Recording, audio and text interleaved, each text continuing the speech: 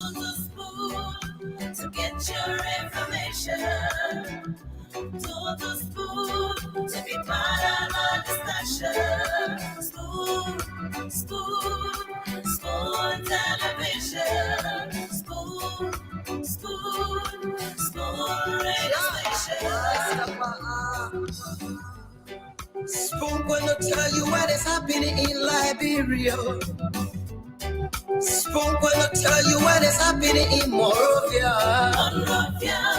Spoon gonna tell you what is happening in Africa. Just to spoon you will know. If the children crying for starvation, just to spoon. You want to get a news update, my brother, to spoon. You want to know what is happening, Moravia, to spoon. Politicians want to make their decision, just to spoon. You want to know what's happening in the ministry, to spoon. Yeah, to spoon. Yeah, to spoon. You from Funjama, Maryland, to spoon. Yeah, to spoon. If you eat kepa, congratulate my brother, to spoon. You got a spoon TV, you got a spoon radio, to spoon. Yeah, to spoon. What? Yeah, Rastafari. Kilibamba, kilibamba, kilibamba. Kilibamba, kilibamba, kilibamba. What I want? This one you got today. School TV. This one you got today. School TV. School Bada. Skiddy dabado. School TV. School entertainment. Kua. Bese kua, go to there. Kua, go to there. To the spoon, to get your information. To the spoon, to be part of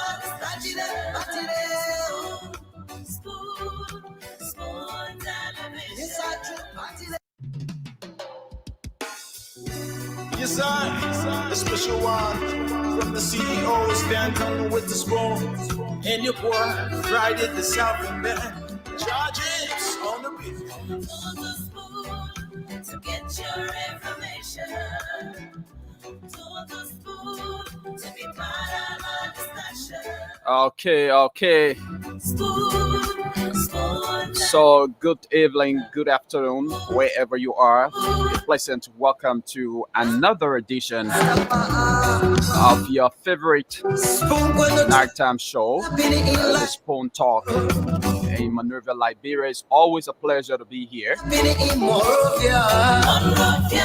So today happens to be Monday, and it was earlier on wet this morning, but we experienced a little bit of sunshine later on this afternoon. So it's good to be here. My name is Yekezi Zobel, and I'm going to be sitting in as your producer till later time. Let's now go over to Dr. Richardson to kickstart the show. Doc, good evening. Hi, Yekezi. How are you doing today? I'm okay. How yourself? I'm doing well. Yesterday was Father's Day, and spent time with well-deserved time with the family. Went to church, came back, celebrated my husband, and the children celebrated their dad. So it was really good. Yeah. So how was your weekend? Yeah, my weekend was great. Yeah. Very, very great. Oh, Just that the weekend was full of so many happenings, newsworthy happenings. So you practically you were working over the weekend. Yeah, Mm-hmm. particularly on Saturday. Mm-hmm. Yeah. Well, sometimes that's how it is. We have to work. Yeah. Yeah, So you're saying that it rained today, right, in Monrovia? yeah, yeah. Earlier this morning, there was a heavy downpour of rain, and Mm-hmm. there were brief periods of rainfall as well Mm-hmm. until this afternoon. That's good. It was really sunny here today. I spent some time outside with my grandson, and also my husband spent some time gardening today. So it looks like it's going to rain later on today, but we had good weather so far. So, what's going on in Liberia? Tell us some of the trending news. Okay, so there are a lot of training happenings in Liberia right now. Mm-hmm. But to begin with, today, Mm-hmm. the Minister of Finance, Samuel Toy, and the Commissioner General at Mm-hmm. the Liberian Maritime Authority, they appeared live on the state broadcaster, ELBC morning show Mm-hmm. this morning. And Mm-hmm. there were a lot of trending major happenings that were discussed there. But one of the talking points, particularly from the Minister of Finance, that has got a lot of people talking about, has to do with the Minister of Finance assertion that the WEA administration has successfully alleviated poverty uh, for 1 million Liberians since its inception. And he said, that's the most any other, regime has done. He highlighted several key factors contributing to this quote unquote achievement. And he highlighted stable rice prices. He highlighted improved access to electricity and advancements in the education sector of the country as some of the contributing factors to the upliftment of Liberians from poverty. Regarding the stable price of rice, Mm-hmm. uh, he acknowledged the government's efforts, to kind of suppress the prices for the benefit of Liberians. And he emphasized the government's commitment to keep rice prices stable and affordable as well for the citizens. But this is something that has got a lot of people talking on social media. A lot of people, are yet to decipher as to how he came up, you Mm-hmm. know, with such a section or with such claim. Mm-hmm. And also, the National Federation of Motorcycle and Tricycle Association of Liberia has distanced itself from a recent endorsement of former Vice President Joseph Boaka's presidential bid by some motorcyclists and tricyclists in the country. As you Mm-hmm. may know, I think as part of one of our training issues segment of the show, we informed the public that a group under the banner Federation of Motorcycle and Tricycle Unions of Liberia, headed by one John Kenyo, Mm-hmm. they lost the presidential bid of former Vice President Joseph Boaka. And according to them, there are about 230,000 motorcyclists and tricycle operators in Liberia. And so the endorsement was a significant boost for the Unity Party's campaign. But Mm-hmm. responding to the endorsement today, the National Federation of Motorcycle and Tricycle Association of Liberia's president, Harris Colley, he said, um, the federation does not know anything about such endorsement. According to him, Mm-hmm. um, a federation is a trade union, and so they will not support any politician during these elections. And he described the head of the previous endorsement, John Kenyol, as Mm-hmm. a stooge who is working on behalf of the chairman of the Unity Party, Luther Tappe. Mm-hmm. Yeah, and also the the current lawmaker of District 4, Montserrat County, Rosalind Swakoko Dennis, uh, Mm-hmm. is calling for civility between VP Howard Taylor and Representative Yeka Koloba. In recent times, the current vice president and Representative Koloba have been having some bitter exchanges, you know, attacking each other Mm-hmm. and even, you know, like vilifying each other. But commenting on the matter via her official Facebook page on Monday, Mm-hmm. the District 4 representative, uh, she expressed her disappointment in the VP for blaming a single lawmaker, that is Representative Yeka Koloba, for some of the issues that are happening in the country, or for pinpointing him and blaming him for some of the issues that are happening in the country. And she further emphasized that the vice president holds a position that covers the entire country and is responsible. She's responsible for driving development in all religions, and as such, Madam Taylor should focus on improving the lives of Liberians and avoid attacking a lawmaker. But she ordered Representative Koloba, to refrain from launching personal attacks against lawmakers, and especially so insulting women. Mm-hmm. And finally, Mm-hmm.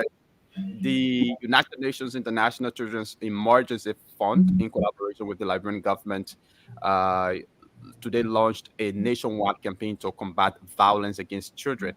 And the campaign was launched in partnership with the Ministry of Gender, Children and Social Protection, the government of Sweden, and the Spotlight Initiative in Liberia. And it was Mm-hmm. launched in celebration of the Day of the African Child, which was celebrated at the Executive Pavilion uh, on June 16th, over the weekend. And the event was observed under the theme "The Rise of the Child in the Digital Environment" over the weekend at the Executive Pavilion. There were a lot of speeches made there. One of those who spoke at the event was UNICEF Liberia officer in charge, Mr. Amadou Sisi. Mm-hmm. Uh, yep, and he stressed the need for the need to give children the free space to be able to express themselves. And he said the campaign is intended to create awareness to combat all forms of violence against children, including gender-based violence, through community engagement activities and the use of the mass media. So far, so good. Those are some of the trending major happenings in the country. Yeah. So, you can see I have a question for you, or just to explore your thoughts a little bit about this. What do you think is the status of children in Liberia? Do you think that UNICEF is calling for no violence against children? Is that a good call? Uh, Obviously, it is a good call because, particularly in Liberia, there are a lot of abuses against children, especially we who in the media.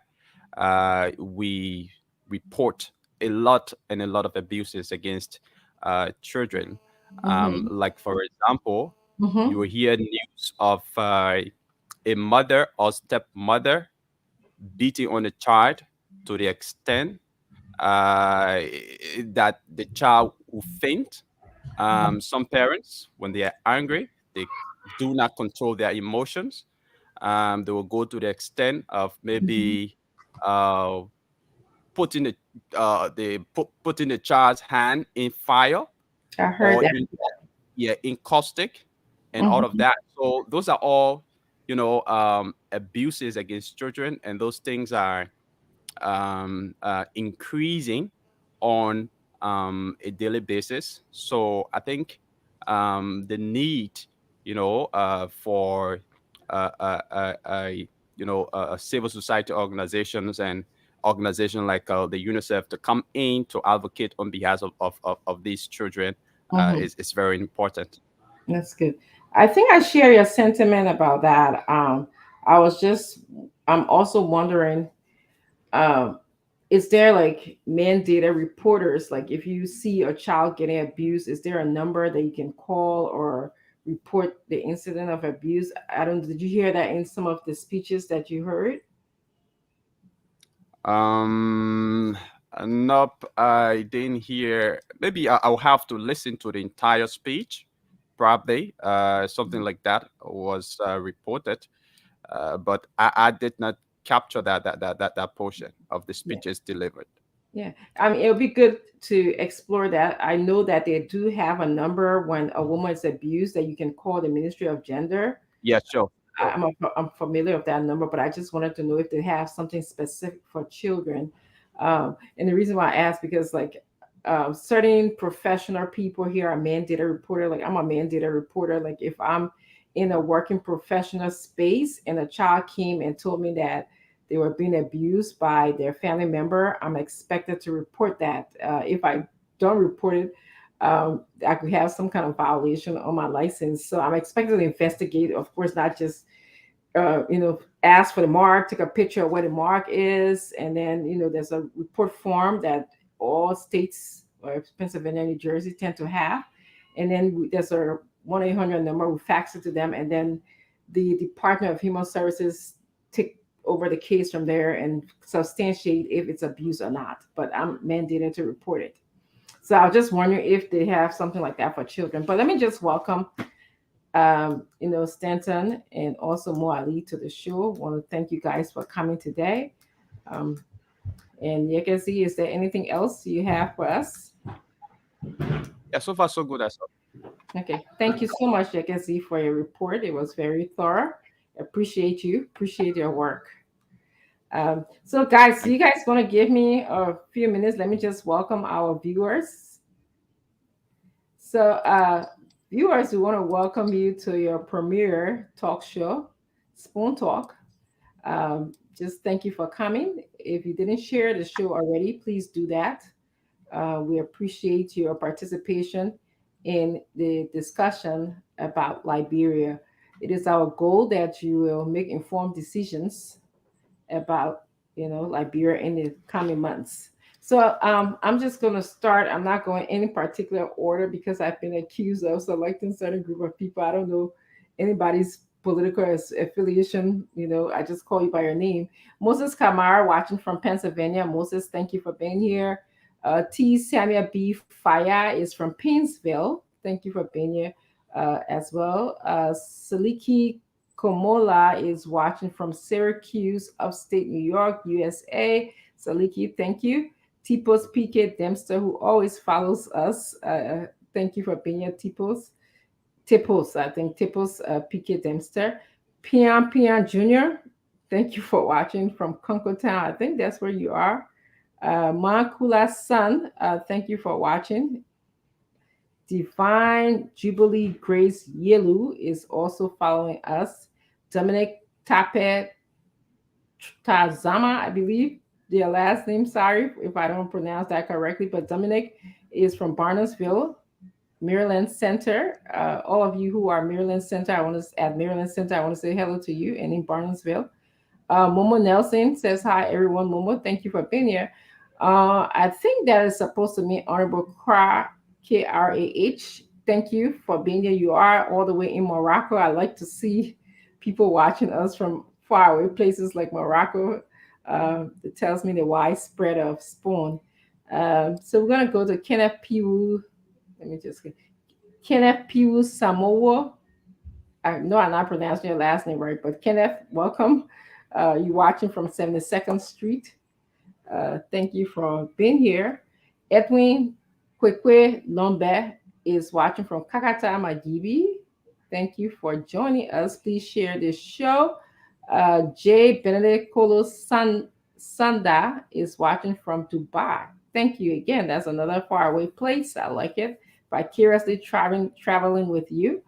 PK Topa is from Turkey. Wow, we in Turkey, people. Yanet Gondo is from Ivory Coast, Abidjan. We're going that far. So thank you. I also like to hear people watching in Zedru, Grand Juda County. That's also, uh, just make me think how far Spawn is as well. That's Mr. Wulu Gay is in Zedru, uh, Grand Juda County. Let me see. Timothy Ya from Zubatown. Eric Kazulu is actually watching from Australia. Wow, there's a lot of you watching from all over the world. Jay Sapato Waya, I believe, is from Liberia. So I want to just again stop here and just tell you to share the show. We want to thank you for watching us and continue to participate in the comment section. Thank you so much for joining us today. So, Stanton, I'm going to turn the show over to you. We can co-moderate today. So I'm going to turn it over to you. I hope Fagon heard what you said, that we can co-moderate because he's going to come on the show. And I know who Mo Ali waiting for. Mo Ali waiting for Jeru and Councilor Lamy. I don't know why. Mo, why you waiting for your folks, man? Eh, why you waiting for? Lamy has been a very long-term brother, so I like his conversation. I just hope tonight he will not can shift the whole conversation to something different, because I want will really chakrai on the show. Jerome, Jerome, we've been in the Ken Johnson Road, UN Draft Play Street area a long time. I've been knowing him. You been knowing Jeru? Yeah. He was a sedition, I heard. Yeah, Jeru. I think he still is, though. I think he still a sedition undercover. I do believe that this Jeru is a sedition undercover. And no, seriously, you go ahead, Dr. Richardson. He can't defend himself. Actually, I watched the show. Was it Saturday? I wasn't here on Saturday. And I heard the exchanges between Moali and Jeru. I think I will have to call you out on that. I think you went too hard and personal on Jeru Gibson. So I hope today that you will stick to the issue and don't talk more with him. Well, don't say anything. Don't say anything, Bo. Let me talk. Let me talk. Let me talk. You know, the reason why Dr. Richardson will enjoy Jeru and Lamy, because they're on that side of the eye. You know, what? That's exactly what's happening. No, but more, but can you please announce again that you asked me to moderate? If I gonna hear you, because I don't want. I heard it already. Hi, welcome to the show, Mr. Fagon. You heard it, and you heard me say. Okay, so today I told Stanton that we are going to co-moderate, and he said I should make sure that I say when you come in, because this is the guy that's supposed to have a show. Dr. Richardson, the main show should have started today, right? Yes. No, you heard the man giving the announcement, right, Mo Ali? Yes. And you told me, Mo Ali, that you were waiting. The man let the nation down. He let the country down. But we have to find out what happened, because my picking here this evening was saying, "Oh, I tuned to Spoon FM this afternoon to listen to Fagon show, but I say the man let the whole nation down. No, ain't no technical problem. We good. No, Fagon will explain what happened. No technical problem. And I will take Fagon's explanation. Because he is your fellow Joseph Baga supporter, so you will take it. But I will say this though, Fagon let the nation down. After saying everything that Richardson, making promises, he will go crazy. He will bring in lists of guests. I wore my proper suit to appear on the show today. Oh, yes. No, Gibson, seriously. I have never seen a man that will like Fagon acted a job we had today. After 6 years, they still asking for power, but they have not done anything, not a damn personal way I have ever done for the nation. And he have his 2 ministers and lying to the Liberian people. I'm surprised at Fagon that he's following the footsteps of his leader, George Manowea. The man that fired him. I'm very disappointed in Fagon. And I will leave this show if Fagon push me to the wall. Fagon acted like Samuel Twain and Eugene Nami. Fagon pay him no That's his ears. namesake. No. Anything. Fagon acted like Samuel Twain and Eugene Nami today. The nation, they were waiting. The people, all ears. And Fagon went in his corner. He posted nothing. He said nothing. And here we are, he appearing on Spoon Talk. I am disappointed in Fagon. The way in which I am disappointed in President George Manawia. After 6 years, you lie and say you take 27 million people out of poverty. You have included Sierra Leone, Ivory Coast, Nigeria, and everybody else. And Guinea, and Burkina Faso, and everybody else, 29 million people out of poverty. You lied to the video. You have to play that video there. But then we'll play it, but let's settle the thing with Fagon tonight. Fagon following his leader footstep. Bakulapo. Hey, Dr. Richardson, stop me, I'm begging you. Stop it. They gotta get loud. They can laugh. Hey, go. They gotta get loud. They gotta get loud power with. Hey, Fagon. But go ahead, Dr. Richardson. I shouldn't listen, but do your thing. Do your thing, please. So let me just hear what's on your mind today. And before we go into the topic for the day, we should probably be what happened. Oh, you're not going to let Fagon slide like that and go to what's on your mind? No, I know, Mr. Fagon, you see quiet like this, that means something. No, but you got to get Jerusalem. No, Gibson. No, you shouldn't speak. Let's get Gibson chance to speak because Gibson want to say something. This sort of No. I will mute you because it's Gibson time. Gibson came before you. Let's give Gibson chance to speak. No. Yeah, but I'll meet you. Let's get Gibson chance to speak. Gibson, go ahead and man in front of you, Gibson. That Gibson appeared before you. This kind of usabilistic attitude of yours needs to stop. I repeat, this sort of musabilistic attitude of yours. Do I like it? I don't understand that musabilistic. Let's talk about the thing and talk about it. You lie to the Liberian people. Let me show you Liberian people. Musabilistic kind of attitude is a kind of attitude where you just wake up, lie on your friend, but you just be talking until you become a talk show host. You laughing? Now, because he did that, you can see he talk until he took the whole talk show host title. It's called the musabilistic attitude, where you just talk, nothing beyond it, then you become a talk show host. Every day, I announce, I'll be going at 10 p.m. tonight. Tonight, I'm going to be going at 7 p.m. You'll be announcing. How you'll be announcing soon. So let me listen. Let's pass Fagon for a minute. Gibson. Yeah. Why not pass? You like that, Jawia. Jawia said. No. Jawia said. We're gonna go to Jason. Jawia said. I want you to get contract. Jawia lying pipe. The contract time with Jawia and Samuel Twain and lie. The other man say, look, tonight let me tell you something. We gotta call Prince Johnson. The other man said they constructed, now rehabilitated. In Nimba. 394 kilometers of roads in Nimba. I mean, Nimba the most developed country, even Motorcyclist can make it. When they Jamie, he said, no, I'm not talking about paved road now. I'm talking about laterite. Okay, even if that laterite, there's 394 kilometers that were in Nimba. Where now? Fagon. I know you want us to escape this thing. You didn't appear today. I won't get Gibson a chance to speak on the Gibson. We will not leave this one. We'll get on Joey and his 40 T's. Alabama and 40 That's going to be my opening. Go ahead, Gibson. They hear what they made there. I was watching for Fagon's show today. I was all over. I thought it was on another platform, but I really expected it today. And I know how Fagon is very fiery.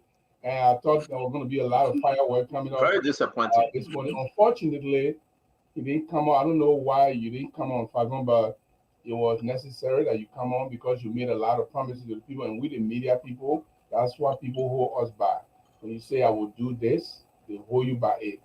So you have to apologize to the public why you didn't come on and explain. You get the technical reason. That's what we do in the media. When we're supposed to come out as a newspaper or radio station, the program didn't come out, you apologize and say, I'm very sorry. I told you I'm going to come on, but because of technical reason, I didn't come on. or maybe you didn't pay the money to Spoon FM and Spoon TV, and Spoon TV did not bring you on. Is there the reason why you didn't come on? The man check balance. yeah.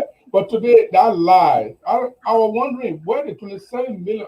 I mean, we can't do it. Let's finish with the Fagon thing. Yeah, we on our sharing time. I apologize to the people. I mean, but wait, 1 minute. Wait 1 minute. I thought the garden was cancelled on Lamik Bako. What we get Manikoka Tingbe. Tingbe. What's that? They got changed his name? Let me change his name. Mo Ali, I think you say you were knowing the guy saying childhood town. They might change your name. Oh, nice. No, I didn't change my name. They changed it to Casa. Yeah, Casa Lavi. You confused us for a second there. But they got it. But 712 bludgeon going. Oh, they got it. If I go lying, Casa, let me change your name. What we on here today? If I go refuse to appear, Casa, let me change his name. But maybe I don't have this show, man. You're kidding. No, but on a serious note, let Fagon tell her why you didn't come on, because continue talking, because I lost my hours today. I didn't go to work today because of that. Minister Fagon is sitting right here. Mm-hmm. He didn't even open his mouth to speak without knowing the reason why Fagon didn't come on. Oh, you're blabbing. Blah, blah, blah, blah, blah, blah, blah, blah, blah. So you're talk now. The Liberian people watching you. When you're feeling that, you can ask. Why they talking just Kosia. Yes. Someone breaking. Make noise. They call it Kosia. E-rest. Y'all make noise when you're feeling in your ass. Now y'all don't want to kill the poor during the war. When you're feeling killing, you say, but who the hell man? What? Say, chila, man, you kill. But man, don't. No, y'all talk. Y'all will talk today. No, we talk. My own talking at my knee. We talk. Yeah, there will be no way that you kept the Liberian people waiting. Instead, they go listen to the foolish conversation that Samuel Twain and Eugene Nangbe gave. Only in their camp they will celebrate that nonsense. How you don't know what to say? But let me say this, my man. They get smartphone. Let me say that they get social media online. I don't have to waste my 4 hours on that nonsense that was spreading out there. Okay? That appears to once you listen to the first line, the man said 27 million out of poverty, turn the nonsense off and say I'm done with the crap. I'm telling you, Samuel Twain. Going to so the man working for Sierra Leone and all now, getting people out of poverty in Sierra Leone. The man went as far as Nigeria, the Delta state, that have all the oil. The man taking people out of poverty. What kind of nonsense is that? What do you guys think have killed themselves? How can we as a Liberian sit back and listen to that nonsense? You lie and say you're paying for police uniform, security uniform twice a year. You know how many messages I'm receiving? Up to the BVR police. No, you're making mistake. I don't know where y'all got that from. The guy said the police have not received uniform for a long time because they're spending $51 million on election. Now they can't. We were playing. They said because they were saying too many things from both sides of that mouth using Gibson Giroux word in the chat room. I mean, but I have a wonderful show. Dr. Richard said, I know you do your round as to what's on our mind, but go ahead, Mama. Do your thing. So we'll start with who came in first. Mr. Falcon came in first, right? No, I came in first, though. Oh, sorry. Okay, then more audio. Are you running the Fago that quick? Go ahead. No. What? Are you afraid of Fago? He didn't appear on the network today, and you run into him. I came. Mo Ali, Fago, Gibson, and Fago. You scared? Go ahead, assistant. Ladies and gentlemen. Go ahead, Stanton. Look what the other person say. Hey, Stanton, I was searching for Fagon show all day. The leaf don't drop far from the tree. Not me saying it. It's right here. The leaves don't drop far from the tree. And let me see who's this. That's what the person saying. That's not me. That's what the person is saying. I was searching for Fagon show all day. The leaf don't drop far from the tree. I don't know what it's saying. I mean, what that means, but I will let it pass. Fagom disappointed the people. But let me welcome all our very, very good The people followers. just dealing with you on the feed that Fagon said Wednesday. You don't come, you be talking. But anyway, Tom, when I finish with you today, you go tell I see anybody here saying Wednesday, but I see anybody here saying Wednesday. I will tell you what Fagon was. Yesterday when I was playing basketball and barbecuing, and we were enjoying ourselves playing tennis and basketball at the same time. From there, you jump in the pool. And Fagon, he was somewhere. They were having some kind of gathering at Gibson. They were eating. Fagon called me. I said, Fagon, you got a show tomorrow, 11 a.m. Liberian time.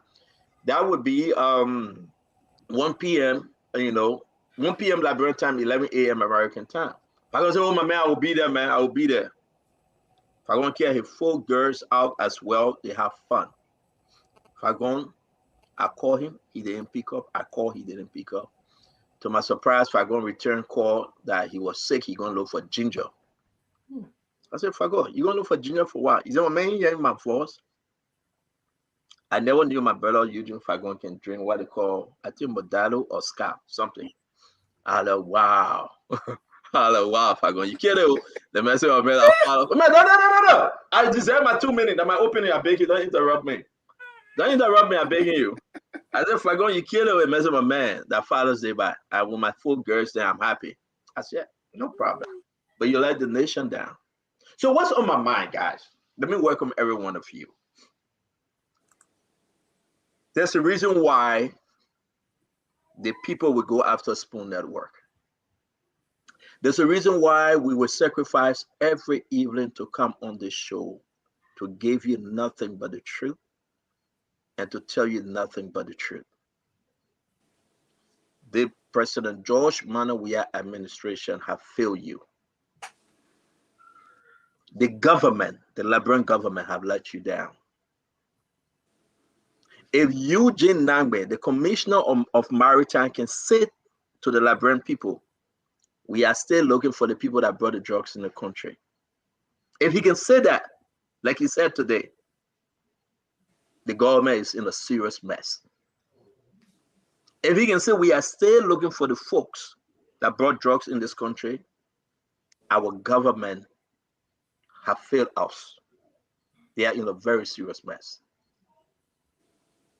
And I will say to you, on a very, very serious note, share this, invite your friends, invite your brother and sister, because it is important for us to do so.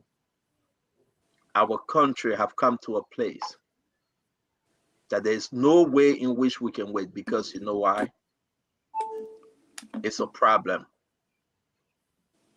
It's a big, big, big problem. This country needs to be helped, and the Liberian people deserve better. Senator lied all day today. Eugene Nangbe lied all day today, and they did that all to the amusement of President George Manawia. So we are here to discuss the issue. We are here to discuss these things. We will separate the facts from the fiction, and we'll let the Liberian people decide. That's what on my mind today. Juneteenth, today is a big holiday year. That's what on my mind. And we will take calls, international calls, local calls, and we will ask the Liberian people what's on their mind. Thank you that reaches you. And thanks, guys. Okay. So let's move on to Mwali, right? Mwali was here next. Yes. Mm-hmm. I am hoping that we will just dissect the pile of 4 hours lies that Twe and Eugene Nangbe compounded on the Liberian people today.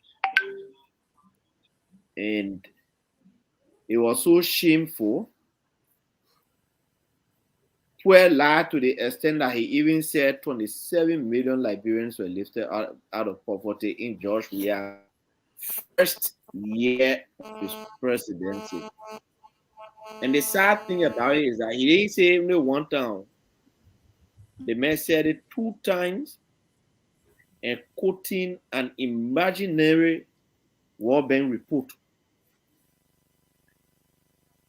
I know usually Philip Brown is their guy, but you know that today Philip Brown decided to go rogue on them.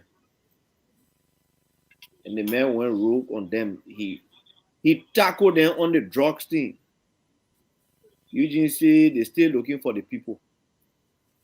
On the very show, I say that those who they arrested and carried to court and tried were not the right people. It was a cover-up. Today, Eugene proved that right. When we had the argument, when we discussed that drug issue here.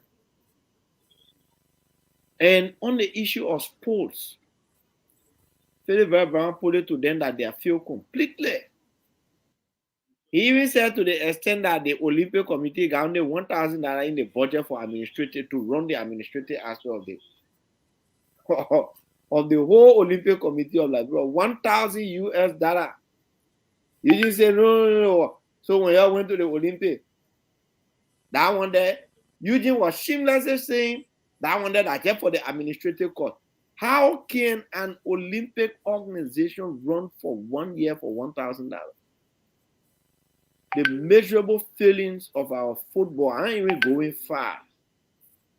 George Weah became president because of his prowess in football. Nothing else. Yesterday, Liberian had to accept the reality that we'll now be watching other countries. Out of 4 countries in the Manual World Union in football ranking, we are the least. So we were playing Nigeria yesterday. So our people just had to go there. Out of 15 countries in ECOWAS, the ranking, we are the least. This thing has got to the point where even if we don't like each other in the opposition community, but it's got to the point where you cannot have people at the helm of power who will buy all, okay, let me not say buy, but we hire all of the radio stations and online TV stations and sit for 4 hours. And I don't blame those stations because they are commercial stations. Who pay money, they go and cover your event for 4 hours. They got in there talking all kind of things. They come to the police.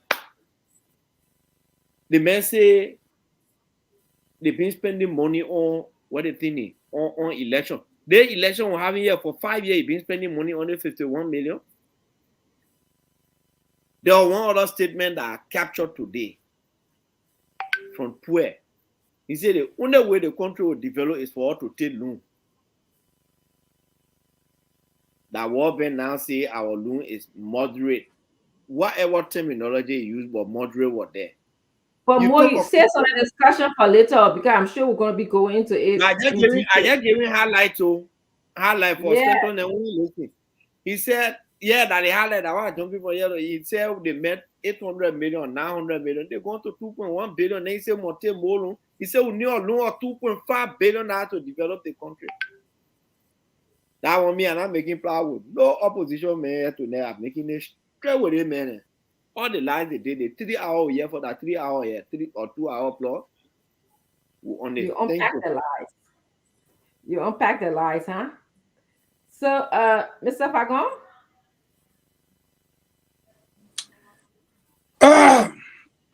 Thank you very much. Anyway, let me start by saying to my followers who follow me that when I was on the show on Friday, I made it quite clear that we were going to push because we did not get the name of the show. We did not get everything in order. So I'm here again to apologize and to tell them we're starting next week, Monday. And here is why. We don't have the man just apologized, ladies and gentlemen. He just did. I got my 2 minutes, please. He just, Dr. Richardson. So we were right, Mo Ali. You couldn't hold this guy to account, but we were right. I would not protect him. I went hard on him, and he apologized to the Liberian people. I would not protect him. I would not protect him. Gibson, he just apologized. He have done the best thing that George Manuel will never do, or he have never done. that Senator can never do or Eugene Nangbe. The former Deputy Minister of Information, Eugene Lami Fagon, has just apologized to the Liberian people. I rest my case. Why Continue, Mr. Fagon. What make people? Gibson, would you remain quiet, please? It's my turn. I'm quiet. Go ahead. It's my turn. Stanton wants to make himself feel good. But he made Eugene Fagon apologize.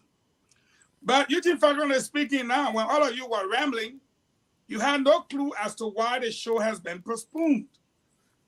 One thing I like about the sacrifices we make, we do not have a rich candidate. So we are sacrificing because we're not wealthy. And our equipments are not there yet. And let me say to the Liberian people love me for my delivery. When I deliver, I show facts, video, as well as audio. I'm not going to give my opinion to anybody. If I say Madam Ellen said this, they should see her saying it. They should hear her saying it. When I broke the news about Delone meeting Ellen, Nyombli there, people say, oh, blah, blah, blah. Delone Kina, Delone said it. Ability agree. When I broke the news about the 51%, 49% to Western Cluster and all the money, they say blah, blah, blah, blah, blah. The evidence was shown. I can tell you right now, as a result of the 7 persons from the executive committee that met with Ure today, Ure took a decision unilaterally to suspend his vice chair for administration and the youth chairman. And he swore in that meeting again today that Bwaka will never become president because he has a lot to lose. Yes, Lone Star will not be there because Bwaka will give the Liberian people cheap phones, as we lobby for and cut. So again, Liberians, if you know my delivery and what I can do, be patient. Let the equipment come. I have a lot in store for you. I will show you perfect evidence, not people who will give their opinion. Last but not the least, one of the reasons why Uncle Pete don't come here is because we sit here, debate issues. Uncle Pete will go to a platform and curse us and attack us. Gibson, what you cannot say in front of me, don't say it behind me. To go on your page for almost a week, you are not even posting your pastor picture.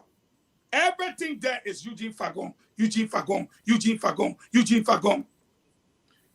You shake your head. I just did. While we are on set, I scroll a 1-minute video of your page and send it to that Stanton man you see saying now what I'm holding him off right now. Day after day after day after day. Brother, my name is Eugene Lamik Beyang Betuma Fangong. The reputation and the name I've built for myself in the Republic of Liberia, having introduced the political cartel and having worked, I am known even in the smallest huts. And I will say to you, it's a privilege for you and I to sit on the same platform.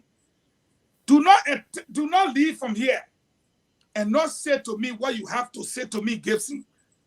To the point my beach picture with me naked, what do you care for it? You put it on your page with me relaxing on the beach sleeping. You take it, you put it on your page, you say things. My dear brother, in 2017, thank you for the 30 seconds. In 2017, when I went after Joseph Boakai, little did I know, because Ellen was supporting us, it's not a secret. So therefore, what we were fighting for was that change. And yes, Dr. Francine, the man I talk. So yes, let me get my 30 seconds. We're fighting for that change. But today, what do we see? It is now established as a fact that yes, George Weah and Ellen had a power sharing agreement. And I listed all the ministers that Ellen kept in the government as her side of the bargain. It is now established that Cummins did not come to Liberia in 2015. but rather in 27 and was even honored in 2011. It is now established that Clarence Muniba has been working for Ellen Johnson Sirleaf as Minister of State without portfolio and as head of the Presidential Delivery Unit. So I am the man that will dig. Everything I said about Joseph Boakai, I can sit right here and either apologize for it or continue with what I'm doing. But to go on your page, Okay, put my Mr. half-naked Fagon. picture and Mr. attacking me, and then come back, let me finish, I'm vest. I don't see you best. I just say Then time you come up. back, you sit down on the same platform with me, and you show me teeth. For what now? Okay, Mr. Fagon. Let him let 7 days. Respond, but let's move You on. want to get popularity at my expense? Mr. Fagon? Yeah, man. Let's move forward now. My brother, I don't see you, sir. Thank you. You're not in my view. Okay. That's what I got to say. I don't see you, sir. But the show just started, okay? I don't see you, Okay. You're not running for office. You're not Gibson, doing nothing. Mr. Gibson? I don't see you. All right. What's on my mind? I got two things. We put a moratorium on internal opposition fighting tonight. Total moratorium. The first issue I have on my, I have three issues, but the first one is the labor minister made a statement about child labor. And I'm concerned because he is crying wolf. He is shedding crocodile tears when he is in a position to engender the process that would take the children from working for parents. When you talk about child labor, first of all, the minister himself is a minister who was appointed with shady deeds, with criminal record. This man stole a Lebanese man money, 25,000, I think 3 different times, and the Supreme Court of Liberia suspended his license for 6 months. And while he was under suspension, President George Weah appointed him to become Justice Minister. The public outcry made him to withdraw his nomination and then reappointed him as a chairman of the local board of directors without listening to the public. And while the public was still crying foul, he sent a man to not good government, but Human Rights Commission. And if people were still crying, he removed the man from there and brought the man to labor ministry. This is the ineptitude that is exemplified by people who not only work with George Weah, but George Weah himself, who is not even serious. The arrogance of his sheer disrespect to public norms and procedures. So I wonder, how can the labor minister, talking about there's a law that is already submitted and he crying foul of child labor, why is he not taking steps?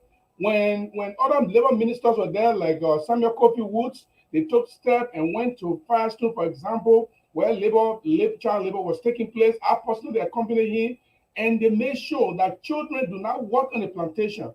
And so how is it that he is labor minister and crying foul? The second thing I want to talk about has to do with Councillor Mr. Cummings. Mr. Cummings went to the Southeast and he made a very intriguing comment, and I'd like to highlight this comment. He said it is so shameful and disgraceful that the southeastern region of Liberia will be accessed through the Ivory Coast. That means you have to fly to Ivory Coast and then come through the Ivory Coast to take the short route to get to any point in the southeast. It is so shameful that, and it is not politics the man is playing here. Mr. Cummings is not playing politics here. Why is it that this man who calls himself Bio Medicine is not able to even grade the road from here, from Ganta all the way to Sino or to Maryland? Why is it? Why is it? So it is now glaring that even Mr. Cummings had to endure serious impediment while on his way to Maryland. And that is, for me, a shameful thing. The third thing I wanted to say shortly, I'm not here to attack personalities. I said it on Saturday. I criticize political leaders. Usually, if I criticize you, it will do me nothing. Okay? It will not bring anything. You are not contesting. You are not doing anything. Those videos you see, those are videos that I saved long time. I just reshare them so I'll be able to edit them and send them to you. That's what I did. I'm not concerned about you. Okay? So I don't want to go into personal attack with you and Mo Ali. Because first of all, I don't see anything I'm going to gain by going to personal attack with you. My concern here is JMB. This is the first round of election, people. We're not here to praise JMB. Let me tell you brutally, I am not on this show to praise JMB. We want to win the election to go to runner-up if possible with Josh Weah. I'm not here to get JMB diapers, to pamper him. I am here to argue the issues. I am here. You challenge JMB education as being a fraudster. I'm not here to discuss with you. I'm here to discuss the issue that matter to the election process. So you on your own. So when I'm talking, you see, you interfering now. The thing is that but it's just guys, listen, now. It just hold on, Fagon, hold on. It's just an intro to our conversation. Okay. You don't so I don't get into everything. One of the things I made a photo come to Spoon FM or Spoon TV is because of the divergence of views. If we all come here and praise JMB, then I don't want to be here. If we all come here to praise, who asked you to praise JMB? That go praise our Congo. Okay, I'm not here to praise. When we all come here to praise, I don't want to be here. I'm here. So let's move on to Councilor Nagitsi. They may not talk for 4 million. Thank you, Mr. Jerry. Let me go to Councilor Lamin. If I'm gonna lead it, man, let the man say his piece, man. They may not talk for 6 million. Una man coming to again for another 10. No problem. The people ain't stopping you from bringing more Ali, current gone. Councilor, we're not hearing you. Can you tell the guys in studio? I think one of the guys need to come back on to bring him on. My man, they current gone, but they will hear my voice. Bad time for the current to go on more. But then Councilor, you have to wait. Yeah, but then Councilor, wait 1 minute. Let's go to Mo Ali to get you ready. Mo Ali, can you come on? No, I needed to say my thoughts. Oh, are we done with Mo Ali, right? Then go ahead, Councilor, are you ready? He's not ready. I don't know what. Mo Ali was the first. Yeah. Yes. Actually, I just wanted to share. No, I can talk with no problem. I wanted to share how impressed I was with the CPP in Bond County. They had a massive turnout on Saturday when I wasn't here, and I see that we didn't even talk about it. Well, I'm talking about CPP. CPP still existing. I'm sorry to interrupt you. Existing, and this indicates to me that Bond County is now a battleground. It's no longer a CPC, a United Party ground. So I want to mention that. The second thing I wanted to mention, like I think I share the same sentiment as Mr. Gibson. I said it. Gibson. I know. Regarding violence against children in Liberia, I believe that the gender ministry and the labor minister should go beyond just making speeches and put in regulations and laws. For example, they can have like mandated reporters such as nurses and teachers in Liberia that if you suspect that a child is being abused, you should definitely report it maybe to the Ministry of Gender so that we can decrease violence against children. And then we should also look at, there's almost 365,000 children as reported in one of the newspapers, I think Front Page Africa, that are in the streets of Liberia. We have to definitely do something about it. So I will stop there. I did listen to a little bit of Nangwe and Tue today and took some notes. So I will stop there. Okay, so Councilor Lami, are you ready? Yes, I am. Good. Your turn. Yeah, I will start off by saying I agree with Gipsy that we are not here to be praise singers of a single political party candidate. We are all in the first rounds of the elections, and the Liberian people ought to know the differences between these candidates, and Liberian people ought to know that they should be voting for their first choice candidate in the first round of the elections, unlike what other people will say, that we should all just band together behind one person because that's the only way we can remove the ministers that we have in office, which is absolutely false, absolutely misleading. And when you say that to the population, you're basically telling them they're stupid people, that they don't know what's good for them. When we come together, when we get to the runoff, but what we should all be focused on now is selling the best candidates to the Liberian people. So having said that, let me come back to what's on my mind tonight. The state of the economy of this country continues to be on my mind. Mm-hmm. Even though I heard the finance minister saying that they lifted 27 million people out of poverty. And he said it twice, like Mr. Ali said. So it means that he wasn't making a mistake. He was saying something that he actually meant to say. Because when you say it one time, then maybe it was a slip of tongue. But if you repeat it a second time, then it's no longer a slip of tongue. So it's very possible maybe the benchmark for poverty was a particular amount out of in the first 1 month, and they lifted those people above that amount, and they lifted a second, the same group of people above that second amount. So they kept on changing the threshold until they reach a certain level. Maybe that's what the minister was saying. I mean, that's not logical, but probably that's how he will explain that. So the state of the economy, the terrible, not just the state of the economy, but the terrible state of our economy remains to be a serious issue.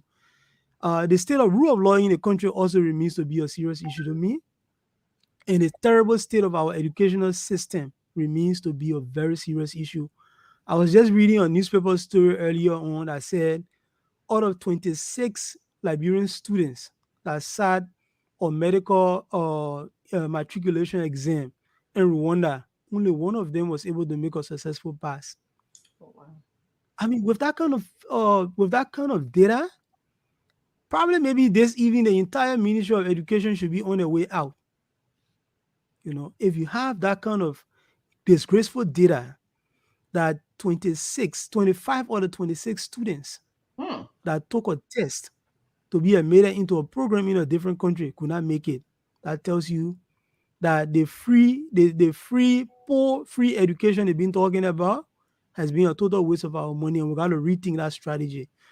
And obviously, when Gonglo comes to power, the state of education is going to be improved far beyond what the United Party did when they were in office, and they admitted that it was a mess, and the other people are doing presently. Rule of law affects pretty much everything. It underpins everything in the society. The state of rule of law continues to be a challenge. And not just a challenge, it continues to be a horror show here. You only have to, in the morning, drive on Todmont Boulevard to know that you have basically lawless people in this country.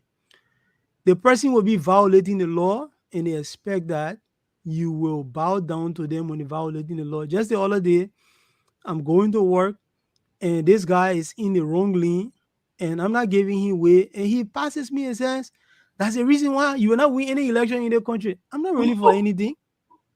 Yeah, I'm not running for anything. So why will you tell me I will not win anything when I'm not running for anything? And you say you're breaking the law because I'm preventing you from doing something wrong. And then you tell me, and that's the reason why you see these politicians here. That's the reason why they do not enforce the law. Look at the motorcycle people in this country. They are a major constituency for most of the political parties. If a motorcycle person puts on a CDC uniform, he can break any law and the police won't stop him.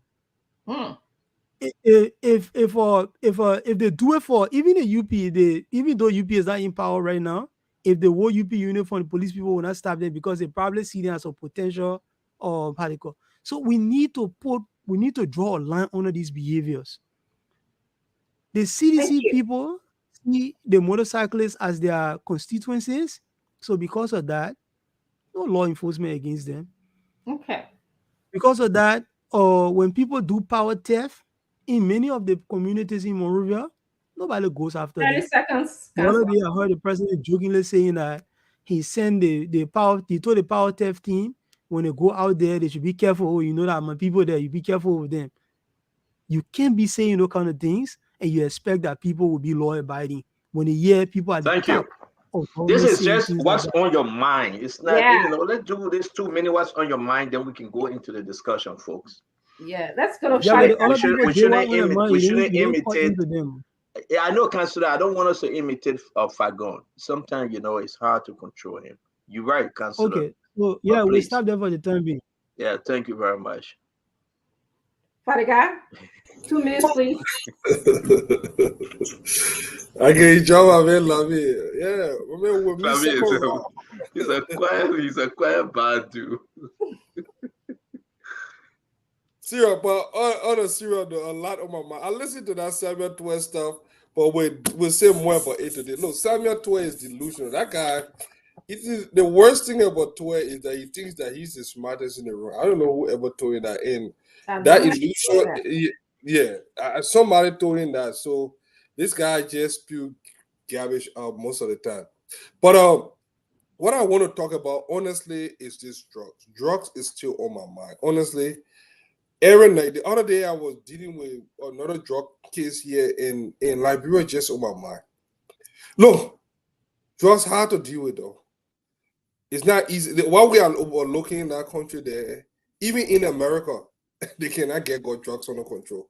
So I just pray for Liberia that if the good thing is we are small, and if we're really serious, we can get it. We got a very close net society. People now telling you, oh, don't touch my child, don't do that thing. So we can get a grip on it. But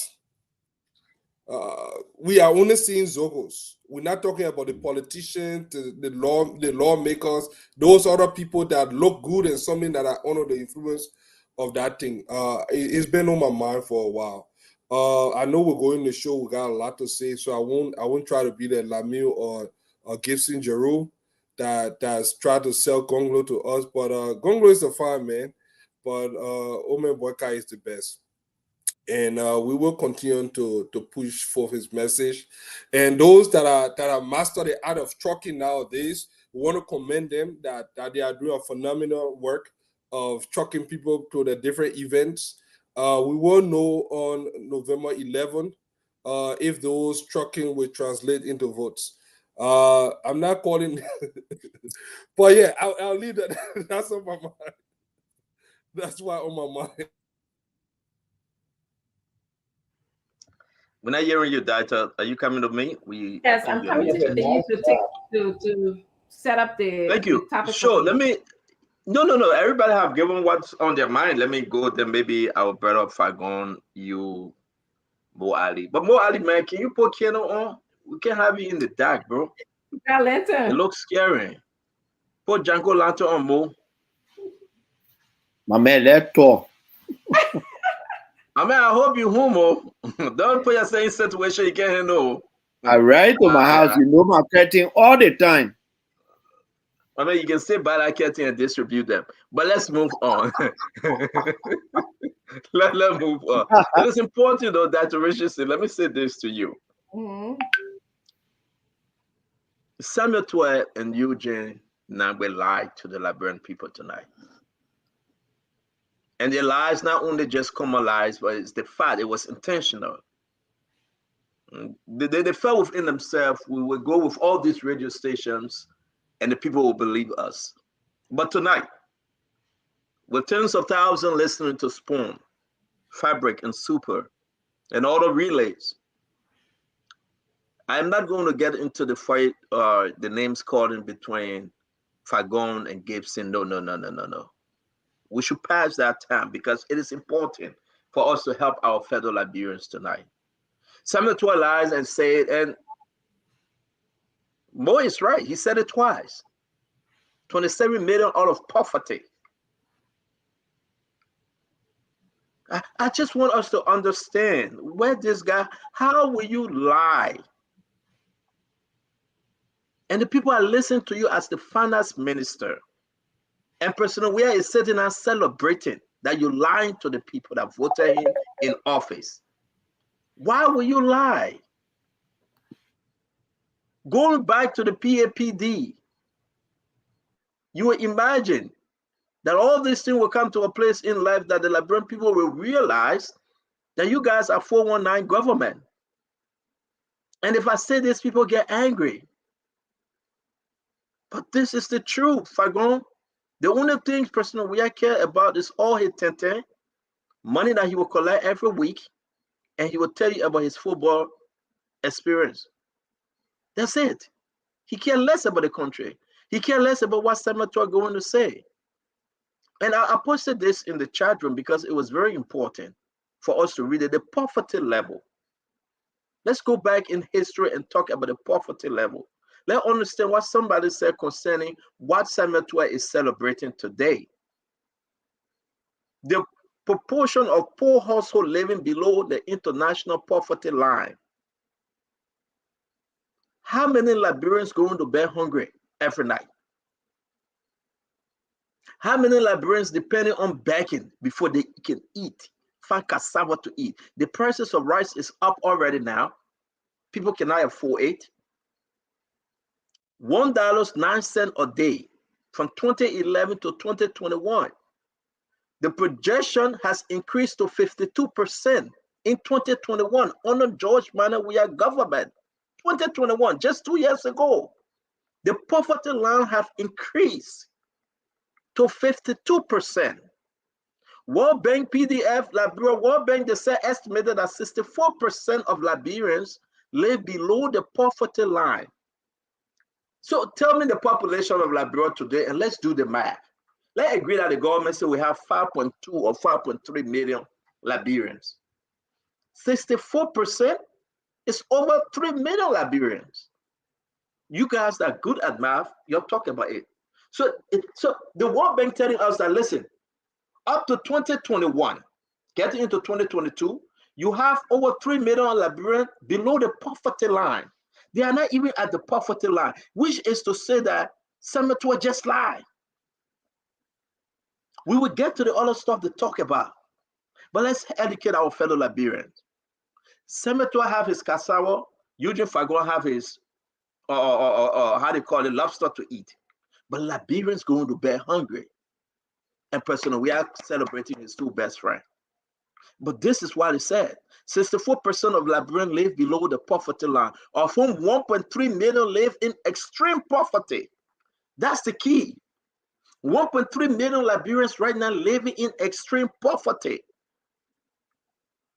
I got a call from Boima Kamara, the former Minister of Finance, and he will be appearing on the show to go into this conversation tomorrow. 1.3 million, you know who 1.3 million? The little girl that begging to go to school.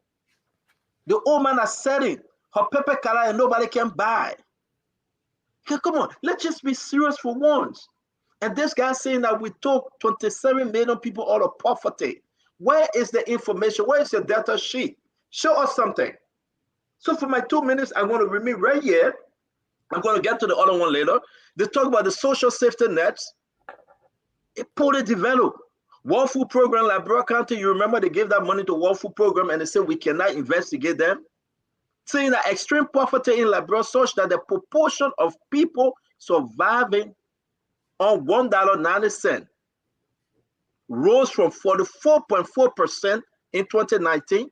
Guess what? To 46.3% in 2021. These are information given to you by United Nations, not by Senator, because Senator will never put this information out. Senator will never put this information out because it is important for us to understand that the poverty level have increased drastically.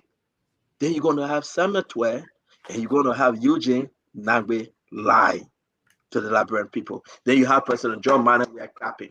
He clapping because he cares less. He cares less.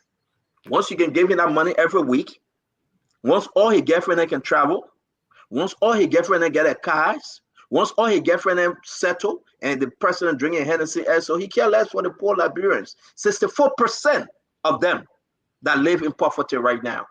I yield that to Richardson. As we move on, we will have this conversation and we will challenge them. Thank you. Marley, do we have a clip that we want to show or anything you guys can call? Yeah, let's play that on the 7 million clip. I will see you play that clip. Okay. You can see. 27 million. Can you please, if you have cut that, you can see, can you please play the 27 million clip if you have that? In the first year of his presidency, 27 million Liberians, according to that report, in the first year of his presidency, according to that report, in the first year of his presidency, 27 million Liberians came out of poverty. Marley.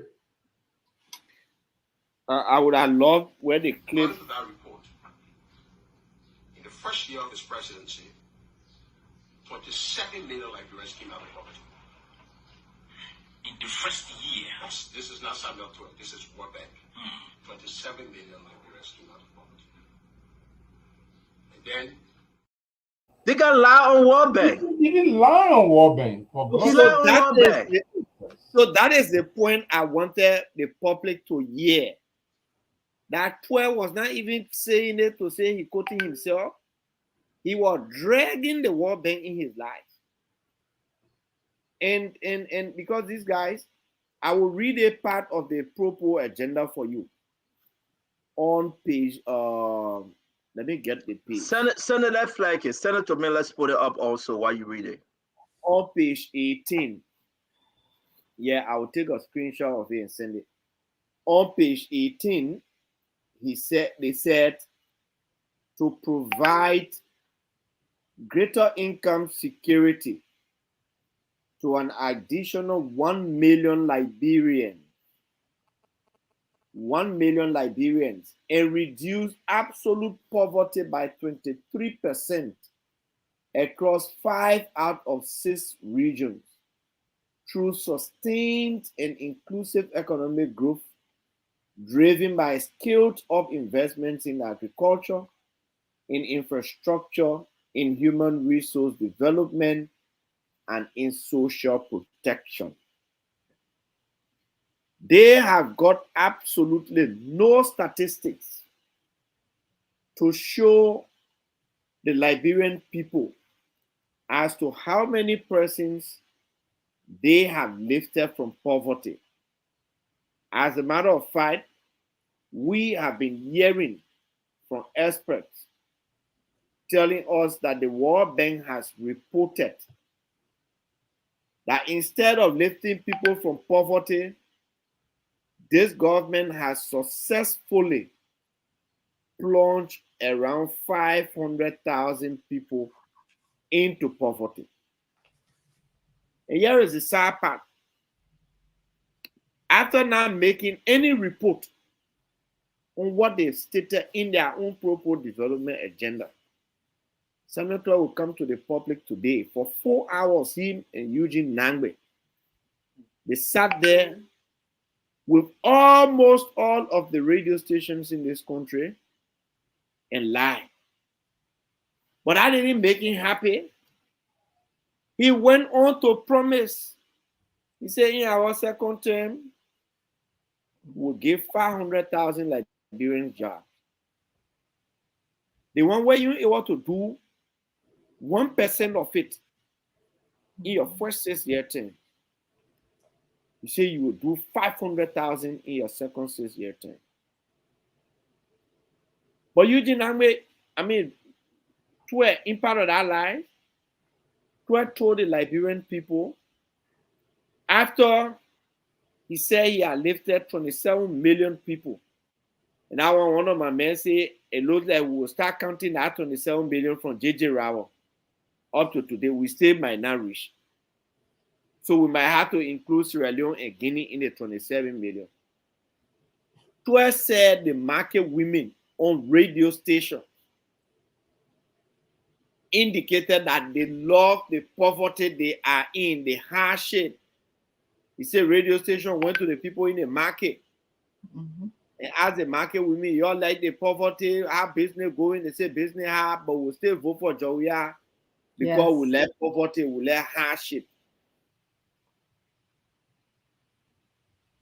We can, as opposition, we can do all of the arguments amongst ourselves.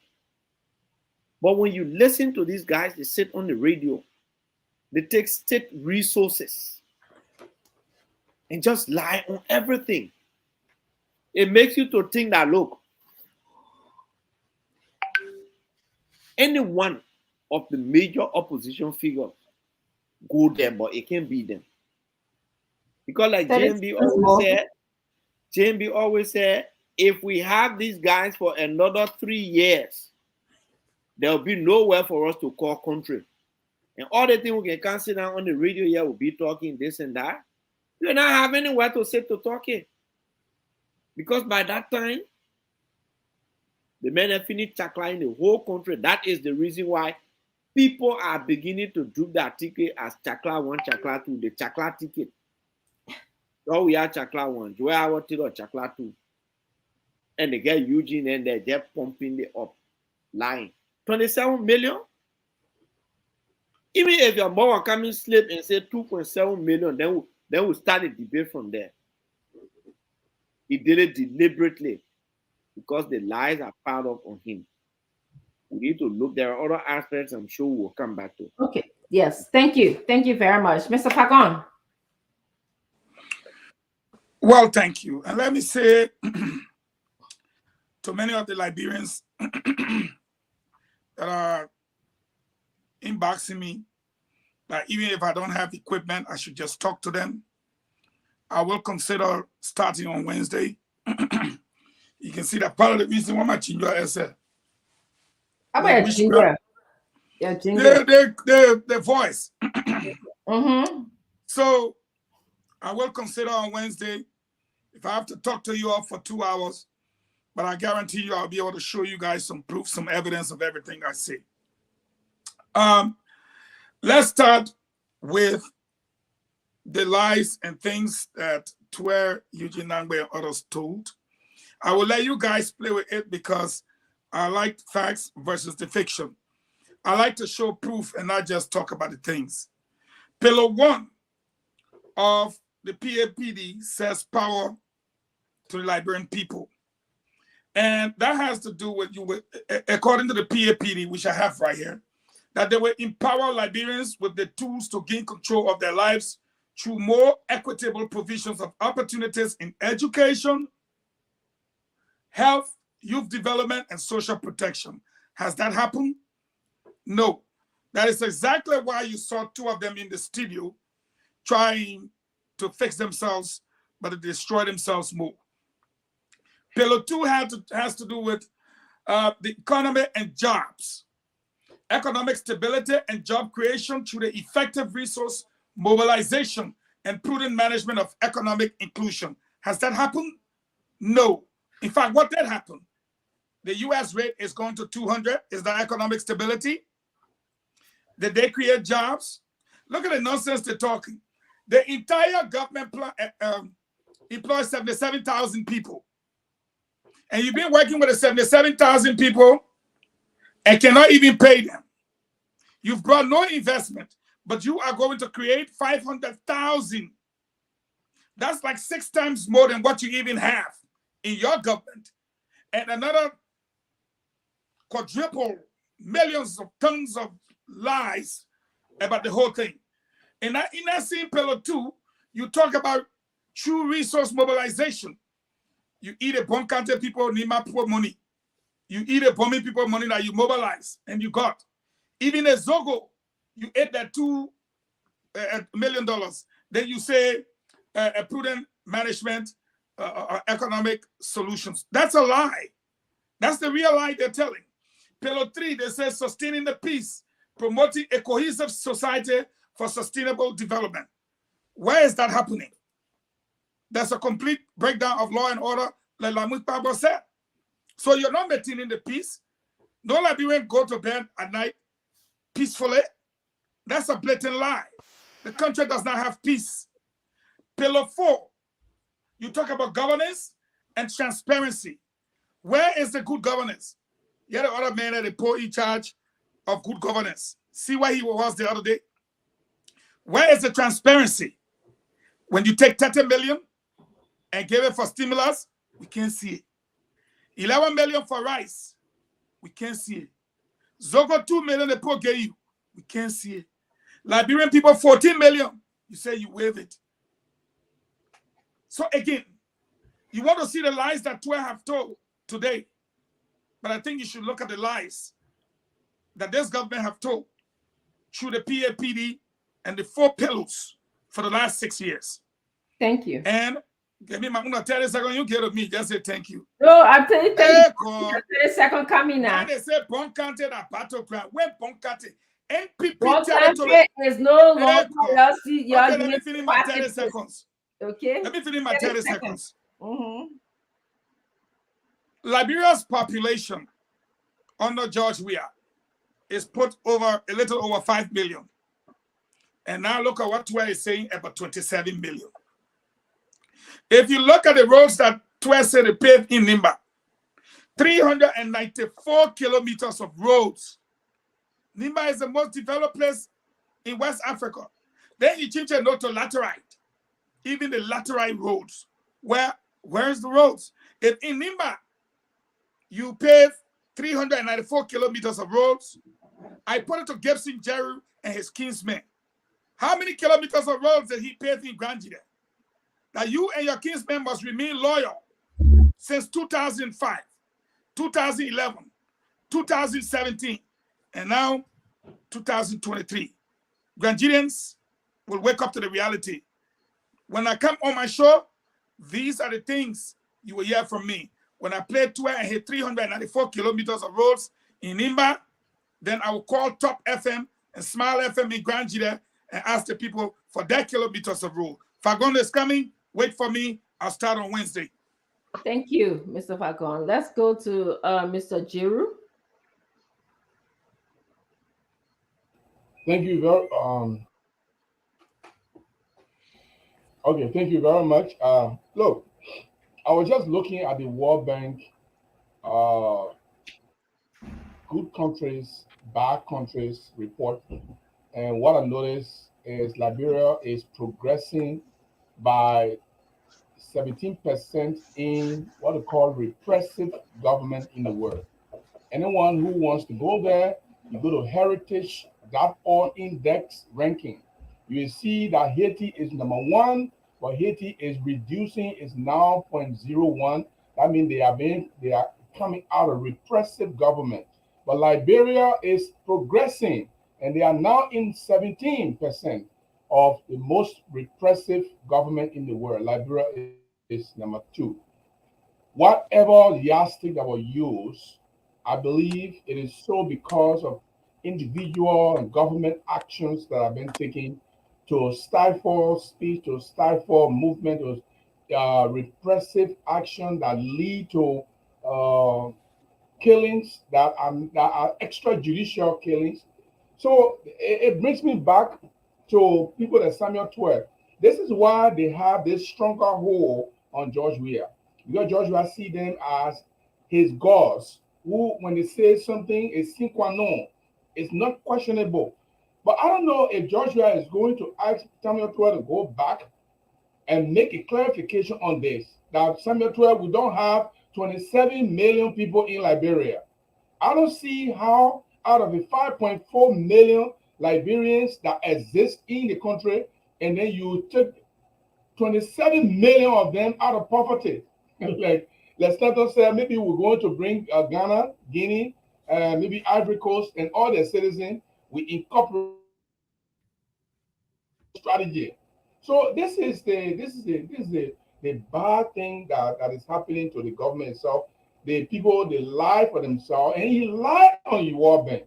He lied on World Bank. So he's trying to tell. So they lied to the extent they're not even lying to our people now, but they're lying that World Bank said that 27 million people have been coming out of poverty by the George Weah government. Is the World Bank crazy enough to see a 5.4 million people and say 27 million of them are out of poverty? No, he just lied on World Bank. And this is the apathy of governance with truth and with honesty. Samuel 12 knew what they are doing. They feel that our people are crazy. They don't understand what they do. So they use the big words on the radio. They talk fluidly and they pronounce figures. And our people then will use. Go to the CDC headquarters. You probably people are jumping up. If you bet me, you simple that they take a video, you'll see sedition clapping for him. Yeah! They will be clapping for him because that's the way they think they can govern. And this thing has not helped. This is bad propaganda, and this is what we want to erase. This is why when Council of Gongo comes, we are going to synthesize the way government works. The other day, he came to my house, and he said, Gibson, this is a true story. He said, thank God you got your house, Gibson, because in the future, if we get to government and you get any public position and you get the kind of house, I'm coming after you. So this is the kind of thing that consider government want to never. How can you lie to the people? And let me talk to the people in Grand Jede. Your Samuel How many Torres. minutes you gave the Gongo people to talk for? Dr. Richard saying, how many minutes? But Yeah. It's The man he has spoken for 7 minutes now. I use my point. Okay. I yield. No problem. Okay, so we'll come back. Okay, Councillor Lamy. Let's watch Councillor Lamy, please. To make me not to stop. We have to make government unattractive to thieves, and we have to make government a place of honesty. And Gibson was just referencing the pillar in the Better Liberia agenda, where we will be ensuring that people are subjected to lifestyle audits every quarter. If you decide to come into the government, if you decide to take a government position, you'll be subjected to a lifestyle audit every quarter, and that lifestyle audit extends to your family. Because for some people, the corruption is not given to them directly, they give it to their family. So if your wife suddenly start driving a $70,000 car, we'll obviously ask you where the money coming from. If your daughter start driving an expensive vehicle, or some of your family members all of a sudden start getting something expensive, we'll audit that lifestyle. It's not only the official, but it extends to the official's immediate family. So nobody will hide the loot by giving it to the person's wife or the person's other children. On the issue about 27 million people coming out of poverty, I mean, that's one of the most laughable things that I've heard over a very long time. It sounds so funny that you would take 27 million people out of poverty and then we all not living very fabulous lives. I mean, that simply shows that every Liberian person, many times over, is living a relatively good life. Then there's no need to pay anybody wise fees. So what are they paying wise fees for? If people are no longer in poverty, why are Liberian parents in any need of covering the wise fees of their children? Why do we still have healthcare challenges where people cannot pay for dialysis or pay for any other serious medical ailments when they're no longer in poverty? Because 27 million people, that's several times our population over. So even assuming that he was double counting people and they were changing the poverty threshold, so I think the World Bank poverty threshold is $2 a day, right? So let's assume that they've taken that $2 a day maybe up to the level of, or they started from $2 a day and kept on changing the threshold until they got to maybe $20 a day. And they were double counting people as they were changing the threshold. Let's just assume, for the sake of argument, let's assume that what the minister was saying, then it means that you will not find people going to bed hungry in this country. There is no way you'll find people going to bed hungry in this country if they were living off $10 a day, even or $5 a day. You'll not find people going to bed hungry. So that's one of the most laughable things. And maybe it would be good for the minister to come and clarify and maybe do some voodoo economics to get us to understand clearly what he was trying to talk about, so that he can explain himself. But this points to the fact that Liberia is in a serious state of bad governance. Very, very, very serious state of bad governance. Like government officials will just sit in a corner and not care about accountability issues, that they would just speak or anything. You know, a few years ago, when Mr. Weah's property issues came about, I remember they went to a town hall in Philadelphia, and the question came about, and one of the officials there said the houses were there, but people just couldn't see them. He was brave to say that thing in a public meeting. That those houses, that little village, that mini village, as Hussein can say, the mini village the mini city, in fact, in Pinsville, they said the mini city was there, but for some reason people just couldn't see it. It wasn't visible. When he became president, then the cloud lifted over it and people started seeing it. That was one of the most ridiculous explanations that anybody could give. But the minister, the official of government, was brave to say that thing because he did not expect that people were going to challenge him on the merits of the argument. So he said it. We have to change the bar of leadership. The bar of leadership has been reduced so low that people think it's just the matter of removing the people from power and then that's all. Thank you, Councillor. We need to remove them from power and we have to replace them by the best people. Yeah. I'm just going to state one of my takeaway was when he talked about requiring government entity to do a performance report, and he used that as an accomplishment. I was like, this is what government should be doing.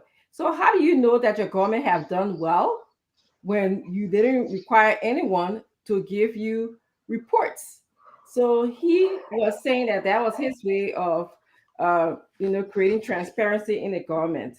To me, that's a clear sign of an incompetent government, a government that is complacent, a government that is not even working in the best interest of Liberians. So Liberians, your best bet is to get a government, that will probably push development in our country.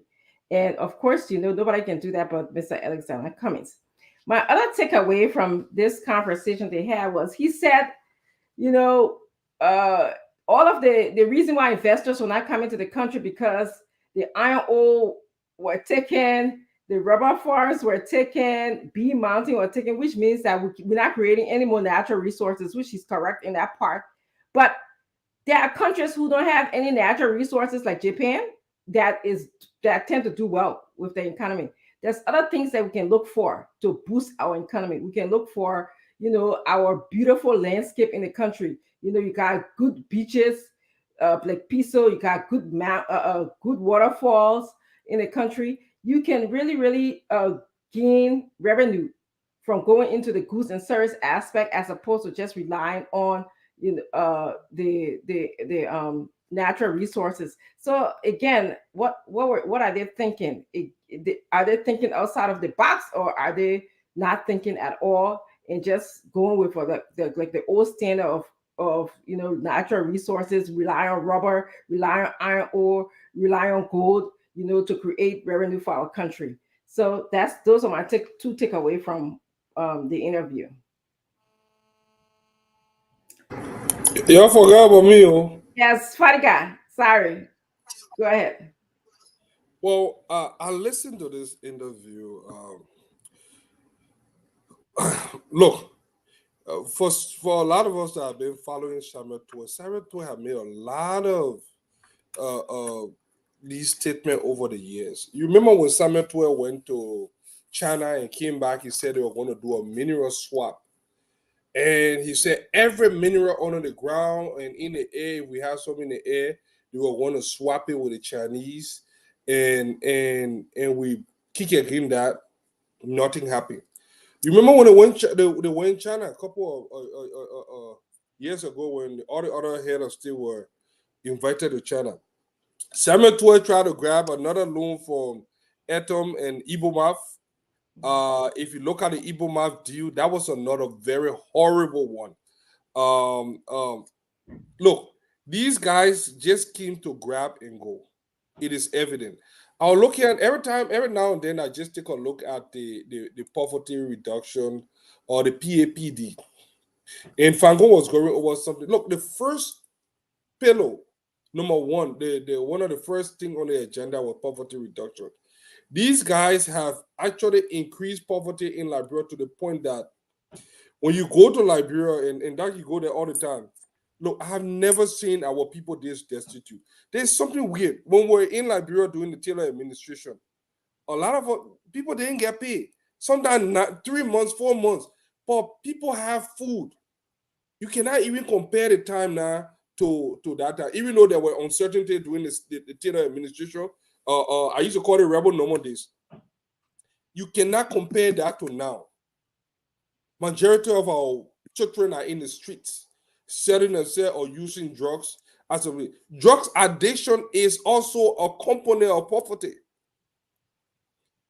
It's a huge component of poverty. When people do not have nothing to do, they don't have a job, nothing, they get into addiction. So what we are seeing now with the drugs addiction is people are compensating for the lack of resources, that frustration, that in your own country, it will never be better. It can never be better. It has never been better. So when in our lifetime, look, we fought civil war for how many years? Almost 200 to 300,000 people die, only to find a situation that have been exacerbated by people that came from that environment. How do you reconcile that? So when I hear a man like Samuel Twe trying to split it, Samuel Twe once said that the CDC were going to be in power for 24 years. Samuel Twe have made a lot of dangerous claims to the point that, look, I know the solution to this thing. We can talk all along, make all the different allegations and counter allegations against this guy. The solution is to get him out. If we don't get this guy out of Liberia on October 10, we will lose our country. We'll lose not only our sovereign credit rating again, we'll lose everything that we know to be a country called Liberia. This country needs to be rescued and turned over to a responsible government to either sweep it or fix it. But right now, it needs to be rescued from the hand of a bunch of incompetent, or what we would like to say, a kakistocracy. Because it is not going to get better. It's just going to get worse and worse. This is the reason why you think why after 5-6 years, nobody, no responsible institution can bring their money to Liberia. Yeah, nobody want to bring their money to Liberia. It's because they do not trust the individual that are at the controlling the governance in Liberia. So when I listen to Samuel Twe, it's just one of the many things that he has said. So nothing surprises me about this government anymore. It has become a norm. Ineptitude have been normalized in this country under this administration. Thank you. Stan, I'll go back to you. Thank you very much, Dr. Richardson. It's very important that we're having a quiet conversation on the nonsense being spewed out there by Samuel Twe. And I believe a government that cannot promise, government in waiting, whether it's the communist government or the Joseph Yima Bwaka or Tewongo government, they must promise the Liberian people that they will persecute George Manuel Weah and Samuel Twe and all of them. And I think we demand this from them. If they cannot promise the Liberian people for full persecution, then the Liberian people shouldn't vote for them. And I will say this again, on a very serious note, the nonsense that Samuel Twe just said, and he been celebrated by George Manuel Weah, the president. The name is Greeter Hunter and Diho Kovaho. That's a code name. They must eat everything. They must have everything. And they would take one hole, dig another hole to cover another empty hole. That's nonsense. Look at the road they said they built. Fagon was talking about it in Nimba. You know what somebody said? They said this, Damo, can you put it up? I will read it. They said, I think it wasn't done by the government. No, not at all. It wasn't done by the government.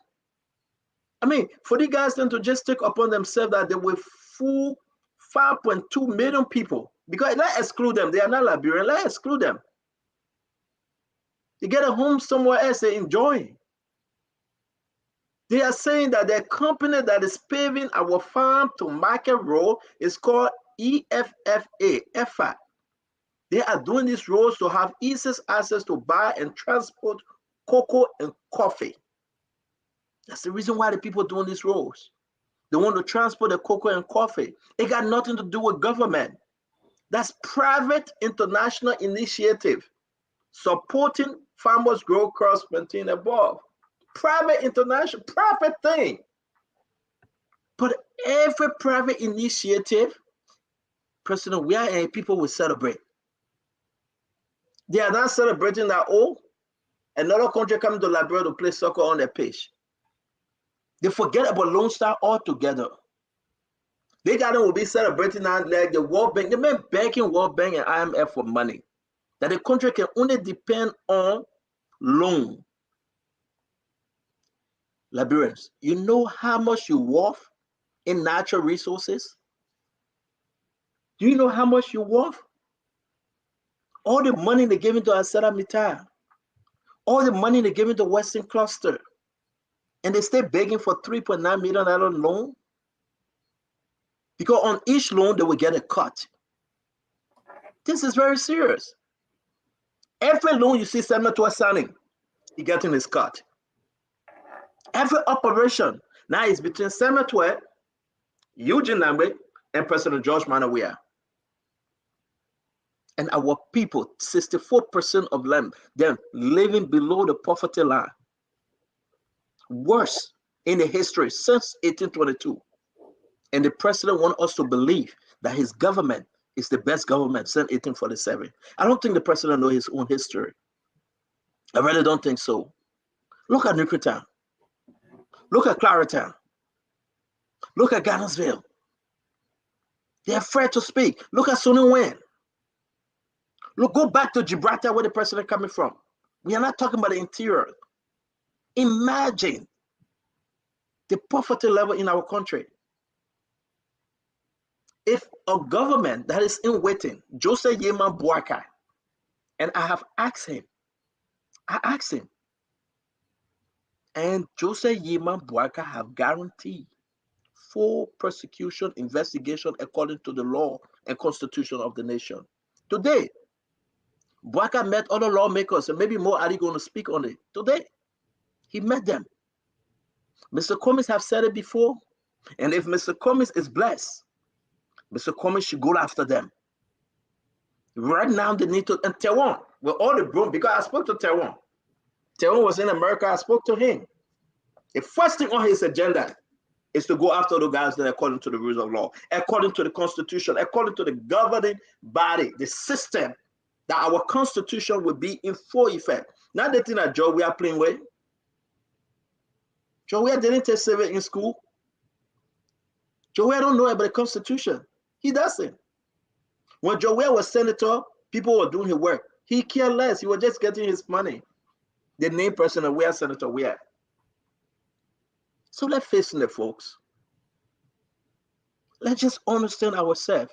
If Eugene Nagbe can say they are still looking for the drugs dealers that brought the drugs in the country, our country finished. Our country is finished. Liberians, you need to understand and understand well. We need to help redeem our country. Our people are dying because Sametwe, Eugene Nagbe, President George Manneh, we are continuing to lie to the people. But I do believe, and I still have hope, that the government in waiting, they are waiting to do the right thing. And Sametwe will have nowhere to run. Eugene Nagbe will have nowhere to run. President George Manneh will have nowhere to, because the Liberian people will demand full investigation. That people say audit. No. Not the side audit that was done. No. Senator will pay the people 25 million more exercise money. He will give account for it. And all roads lead to President George Manneh. All roads lead to President George Manneh. And whoever hands in the cookies jar, they will go after them. And thank you for the 30 seconds. Let me say this also. I want to bring this because I don't want us to pass it. This is a letter. I know I'm not going contrary. Everybody free to say what they want to say. This is a letter written on the 16th to the Liberian National Police. They are asking that Gloria Musun-Scott, I think this is Gloria Musun-Scott legal team, saying that they need to bring in the client because the Liberian National Police have called for Gloria Musun-Scott and some of her family members. They will be there tomorrow. I'm asking Madam Titi and the Spoon team, please send the camera guys in there tomorrow. They say 10 a.m. They will be there with Gloria Musun-Scott. Why they're calling for her, I don't know. I'm just passing the information right now before it slips all of our program.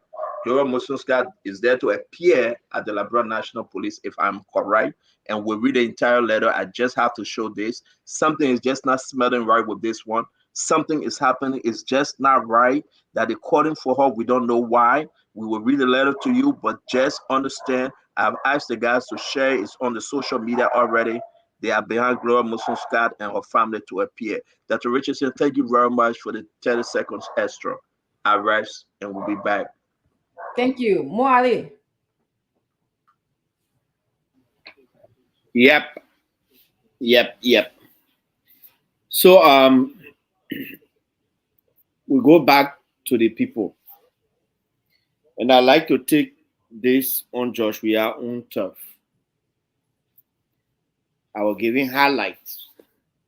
So today, apparently, Philip Brown did not play by the choreograph questions that they gave him. He decided to go off script a little. And one of the questions, the premises he laid, he said, sports is dead under this government. And he went on to say that the Liberian National Olympic Committee has only $1,000 in the budget. And then Eugene say, oh no, $1,000 that for your administrative operation. That was the most shameful thing I heard. $1,000 for administrative operation for LNOC. Then you come to football. And the reason I like to say it is because this guy played football at the highest level. He's considered as one of the best African products when it comes to football. When he was at his prime, the world bowed to him. And even presidents who didn't play football, Samuel Doe, Charles Taylor, Ellen Johnson Sirleaf, they try spending more on football than him. So somebody told me today, he said, if the man can fail in his own area that he knows, where do you expect him to pass? Because I was posting all those things about the economy. This and that. The man called me and man said, Mo, what are you hitting your head for? You carrying the thing too far. The man playing football. Football that he played throughout his life. He failed there. What are you expecting him to pass? It's the most shameful thing. Then the drugs thing. And we keep talking about the drugs thing until the people can understand it. They got no zeal. They got no political will or whatsoever to fight the drugs, the massive inflow of drugs in this country. Maybe that is because we keep hearing that they can even sell some of the things to Jamaica Lodge. Maybe that's why they don't fight it. For Eugene Name to say that they're still looking for the people who brought the $100 million drugs. The first group of people they prosecuted that one there, that was smoke screen. They just went and collected the wrong people and put them on the stand. Lami is a lawyer, yeah, you know. When you put the wrong people on the stand, you got no evidence against them. They left the real people off. I be judging them passing around, they say they were there. One other company, the company who brought the drugs, they say the people that whistle blow up. What kind of whistle they were blowing? You import $100 million worth of drugs. You say that frozen chicken you imported. 30 seconds more. Yeah, they imported frozen chicken. The frozen chicken, they changed it on the high sea to $100 million worth of cocaine. They brought it. So somebody else, then Eugene said, oh, you know, the drug is an international problem, blah, blah, blah. So the guy said, yeah, okay, how about the $100 million? But even Kush is not produced locally, they bring in it. The man say when they take the Kush, if you're standing, you talking, you got to stand for up to 30 minutes before you make a move. If you are sitting, you got to sit for that length of time. Yep. Yeah. Look, Dr. Richardson, when you drive in the street and park your car, you're afraid to get down. Because they all coming around. Oh, our brother, yeah. Oh, our, yeah, children, yeah. We see old men telling you, yeah, children, yeah, son, yeah. They're doing it just to go take drugs. Well, a government that doesn't care, but yet they're lifting 27 million people out of poverty. 30 seconds more. Yeah, they lifted 27 million people out of poverty. This is just so wrong. Samuel Troy cannot have that level of bravery to sit on the radio, on national radio, and just lie his way through everything. This is wrong. Thank you. Thank you, Mo. We're going to go to Mr. Fagon. Well, I don't even know where to start from when Samuel Twelve says that the exchange rate going up is as a result of bad businessmen and women. When we took over in 2018, the exchange rate was 131. We actually thought that was too high. We literally started chasing the money changers. And then we brought into force the technical economic management team, headed by Samuel Twe himself. And we said money changers should even go and register. Today in 2023, the rate is almost 200 to 1. And you are blaming bad business people, forgetting to know that our 10th grade economics tells us that when plenty of money is chasing few goods, you have inflation. You brought in almost 40 billion Liberian dollars, refused to take out the legacy banknotes, and you infuse that money into the economy what you expect. At the end of the day, you are telling us World Bank say the economy is improving. You claim to lift 27 million people out of abject poverty. But your president stands up and says, Mr. Speaker, I did not know that 15,000 people were being paid below the minimum wage. Some of them as low as $45. You met the people making 150. You reduced 15,000 of them to $45. How is that making someone improve economically? How is that lifting someone out of poverty? While reducing them to 45 United States dollars, out of the 150 that they were already making, you did not consider when they were making 150 US dollars, a bag of rice was 13. But today, they are making $45, and a bag of rice is now $22. So where are we? Again, these guys, even today, the public works minister announced that they're doing a project for $40 million today with Coca Collins. But the $40 million project for urban development from the French International Development Agency, you can look it up. They say they're getting $20 million in credit and $10 million in grant. That's 30. What other 10 at? That's scam. The government will provide it. So our government is going all around now borrowing because they're leaving office. If you go to Gambia, Senegal, Ghana, and Dubai, that is where all our monies are going. Eugene, how you know? I know. I was there. I know. The luxurious homes in the Gambia, in Ghana, in Senegal, and Dubai. You want cash that bring put money, just run to those areas. There are few of them that have gone to South Africa, just very few. The rest are in those areas. Why will you take $20 million as credit to do what with it now in this late hour? So, but I will say this though. In 2018, when we met the exchange rate at 131, you could see around, things were around. But today, it's not like that. Look at the drugs. It was only one catch.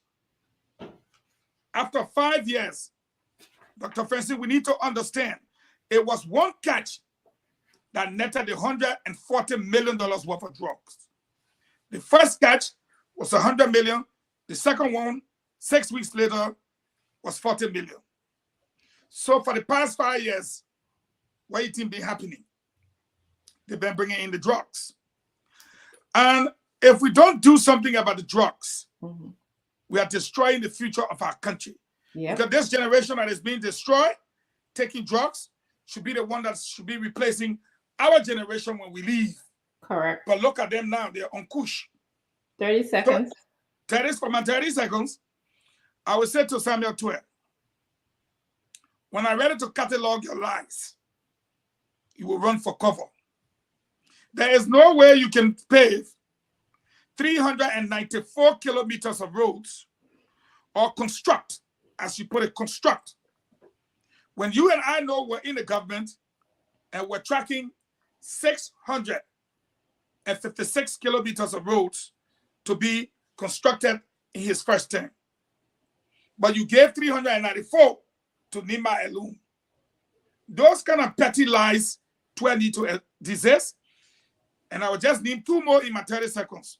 You remember the carbon, blue carbon? Yes. He lied about the 50 billion for Liberia. You remember when he said they were going to build a new CIA headquarters in Liberia and General Langley has spoken at Congress? He lied. 12 will keep lying. And the person that will be held responsible will be George Weah. And we look forward to multiple trials in 2024. I respectfully submit. Thank you. Mr. Jeru? Thank you very much. Mo Ali touched on something, and I wanted to go back to it, which is the destruction of soccer in our country. And if you look at it, all of us have expertise. I think Dr. Francine, if I'm not mistaken, she should be a psychologist, maybe, or sociologist. Councillor Lamy here is a lawyer. Hussein there, he's in law enforcement, and more here, I don't know his specific, but I think he's in politics. So everybody has a special area that you focus on. Now, George Weah's area of focus is soccer. He played soccer and became really worthy of recognizing the word. But now he's president, and he cannot revive the soccer program in the country. He cannot make soccer to be second to none in the country. He cannot pull the resources for people involved in soccer for them to succeed. I see it in two ways. One, the first thing that popped in my mind is George Weah is very, very jealous. He's very, very envious. He does not want any Liberian to gain name in soccer like he did. And so he does not want to promote soccer so that nobody will succeed. Everybody must be at a mediocre level. That's the first thing that comes to my mind. The second thing that comes to my mind is that this man cannot succeed in the area of soccer that he has expertise. Why should we expect George Weah to succeed in the economy? How can we expect George Weah to succeed in agriculture? How can we expect George Weah to succeed in security? How can we expect George Weah to succeed in governance? Because he is dull. I'm sorry, I don't want to use the word dull. I want to use Costa word. He said, "Bobo," and what Costa said. And I use my time to lament. Thank you. Councillor Lamy?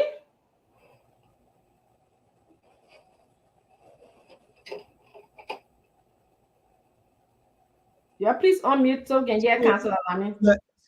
Am I being heard? Yes, we can hear you now. Okay.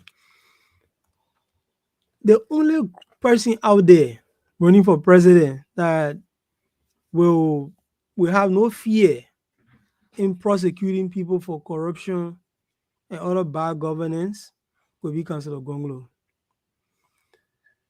And we said it on this program that even the people who will argue statute of limitation, because statute of limitation doesn't say you're not a rogue. It basically says, yeah, the person is a rogue, but the government can't do anything about it. Even the people who will argue statute of limitation, we have a solution for that. We're not saying it right now because we're not give them the information so they can start working against it. We have a solution for that group. So like Stanton was saying, if anybody comes to power and the person doesn't go after the people who have betrayed the public trust, then that person isn't worth being in leadership. I agree with him. And the Liberian people should hold us to what we're saying. What I'm saying tonight, they should hold us to it, because I would definitely hold Councillor Gonglo to it. We have to make stealing public resources, misusing public resources, we have to make those things unattractive. When you go in government, you shouldn't be going there because you won't make money. You should be going there because you want to serve. And now when the counselor said the government is a place to serve and not to steal, we will be true to that mantra. We'll hold on to it. And so help us God. Anybody, whether it's somebody who stole money in the country 1847, will come in for you. Will come in for you. So be ready for it. There will be no sacred cows. There will be nobody that will say that we're on a rogue here, so we'll protect that rogue. No, we ain't got no rogue. All the rogues are the same rogues. We're not protecting any rogue. Like people will say that and say, okay, the other person here, at least it's not the person first time doing it. We deal with every single person. Thank you. On the issue of the drugs, 30 seconds so quickly. On the issue of the drugs, that case, from all that I have seen, I have the case file. From all that I've seen, that case was a case that should have been won. But again, when you go to court and you don't make your case in a strong way, you will lose. Especially if you collect the evidence in a premature way. And what it appears like they did. From all that I've seen so far in that case file, those people actually came to get involved in drug trafficking. They knew what they were buying. They knew what they were paying for. But if you prematurely go and grab the person before the person can actually have the fruit of the crime in their hand, then you're looking for ways that the people can find wiggle rooms and get all that. And what exactly happened over there? Those I beg you, Dr. Richardson, let me ask Councilor Bagwell one question on this issue, since he is the lawyer amongst all. Councilor, my thinking is, why would they rush to collect the evidence? Like you say, you understand that the police should have some lawyers advising them and the Ministry of Justice. If they actually meant to have done it right in order to bust these guys and convict them, why do you think they will rush to, let me say, contaminate the crime scene or to just basically destroy the evidence? There may be many different reasons why people can investigate wrongly. From all that I know, with the way the people do investigation around here, most times they don't have legal advice as they proceeding. They proceed as they think they should proceed. If you like, for example, the situation that may have happened here, you grab somebody with a seal up container, and then inside that container you have drugs in it, and that container is not the person is not the consignee of the container. How do you determine whether the person even knew the content of the container? Drug trafficking is a specific intent crime. So you have to show that the person actually was in the process of drug trafficking. There is a seal container. The person said, I want to buy a container. I was doing favor for a friend. I don't know anything about the content of it. How do you now prove that they knew what was inside it by just grabbing them with a container? When the container purportedly is a container that has food in it. So that one of the mistakes that they made. But again, sometimes I don't want to ring on anybody's parade. Sometimes it can just be basically because the people do not know what they are doing. So sometimes because they are overzealous, they act in a certain way and they act prematurely. At the end of the day, they lose these things. The jury system now is such that they don't just take anybody off the street and put them on the jury.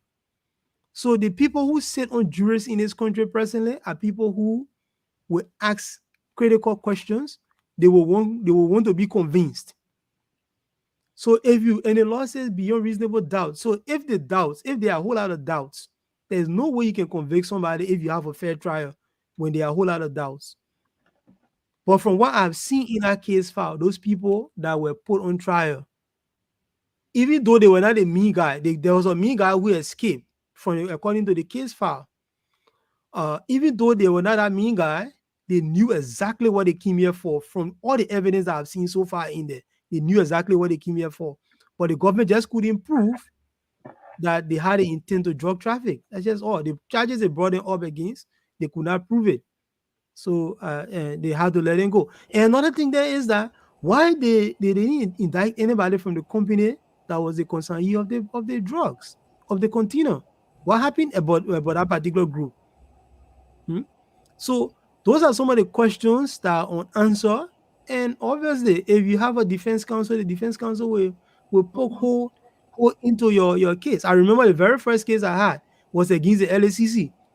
And the LACC lost that case simply because they did not, in fact, number one, apart from them not doing their work, that was a case that had zero evidence on the person who they were accusing.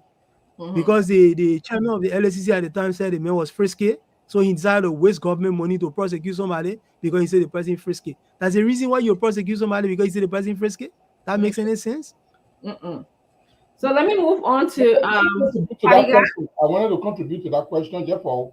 Okay, go ahead. Go ahead. Contribute. Mo, that's a very salient question you asked. Can I question? If we have time, some of these days, we'll bring some of the government prosecutors to here to explain to us how did they arrive at a very major case without conviction. Now, this is what I think sometimes happens. You see, when the prosecutors in America here, so now when they leveling charges, they level big ones, smaller ones, so that you cannot escape anything. So if they charge them with drug trafficking, and that charge does not, the evidence that they have does not support drug trafficking, definitely they are going to be they charge them with maybe accessory to drug trafficking, or maybe some kind of crime that fit within the realm. So if you don't know how to charge people, if you charge them wrongly, you can't support your charges, they're definitely going to go. But this particular case, I think they rushed to judgment because there was a lot of pressure on them to charge these people, and they were not able to convince the public to be patient so they can do a thorough investigation. And that is what sometimes lead to the kind of trump up charges, and you finally go there and don't win any case, and you lose the case. Can I say something to Gibson? I know Al Hassan, please. Let me take 10 seconds of your time. Gibson, I think what you're trying to save this government, but I think it's all BS. Okay? And counselor will be counselor. We understand that. The counselor will be counselor. But I do believe that it's all BS because no way on heaven these guys then will ride and die and tell you, say, oh, we made a mistake. We didn't prove our case. The argument is that, one, Musa Dean, he was absent. Go up, come down, they say this thing over and over. He was absent. They don't say it. Yeah, on Saturday. You guys then play the Liberian people. They played the Liberian people. They knew exactly where they were going. They sat down and they planned the whole thing as to the way in which they would exonerate those guys then. And immediately thereafter, they got in checkup. And now they're asking for their money back. So let's stop trying to put Band-Aid on this thing. And I'm saying it. Information reaching us from our sources has alleged that the government hand was in the cookie's jar. The government hand was in Fatiga. I don't want to take all your time, but you understand. This is Liberia we're talking about. Under the good government rules of law, we know that this thing will not pass. The only way this thing pass because somebody from the government hands were in the cookie's jar. They say, shut up. They say, keep quiet and let this guy then go. And exactly that's what happened. We shouldn't say, oh, that lawyer, that prosecutor. No. This from the top. They knew exactly what they were doing, and they followed the leaders order, and that's exactly why they got it ran, and they were free. What about the company, Fadiga? The company staying like bro, though. But talk to us, man. It's just discouraging that every day we come back with the same stupid story and I would touch a little bit on this before I go on my second thought. Look, the whole investigation started with the police, and we all know how that went with the evidence recovery and all those different things. Well, Gibson, just to correct you, I'm not in the law enforcement. It's my brother, my twin brother Hassan. But I talk with a lot of those police officers. Even when you watch it, thanks for telling me. The police arrested those guys. It is the police duty to gather the evidence. Somewhere along there's something happening, but given the magnitude of this case, it is just practically impossible. Look, that certain case, you just got to put your whole life on it. For the case that came, especially coming from the Americans and other partners, and it was already a very high profile case. It's just that you're looking at this guy that kept running from jail how they call this guy, this Mexican drug lord. You grab a man like that, of that magnitude, and put him in a small little cell at Central there that he can escape from, and then he say, "Oh no, we tried, but he did something." No, they did not do enough. It was deliberate, from what I'm looking at. It was deliberate because they wanted certain people to go free, and I'll be surprised if high profile officials are not involved with this whole drug something. It's just practically impossible. They were very relaxed on this. But let me get to the main issue here that I want to discuss. Look, Liberia is in serious trouble. When I listened to Senator Dillon on the weekend, and I just want to divert a little, Dillon on the weekend, everything that we are fighting for, I know we do not have time, so I just want to go straight to my point.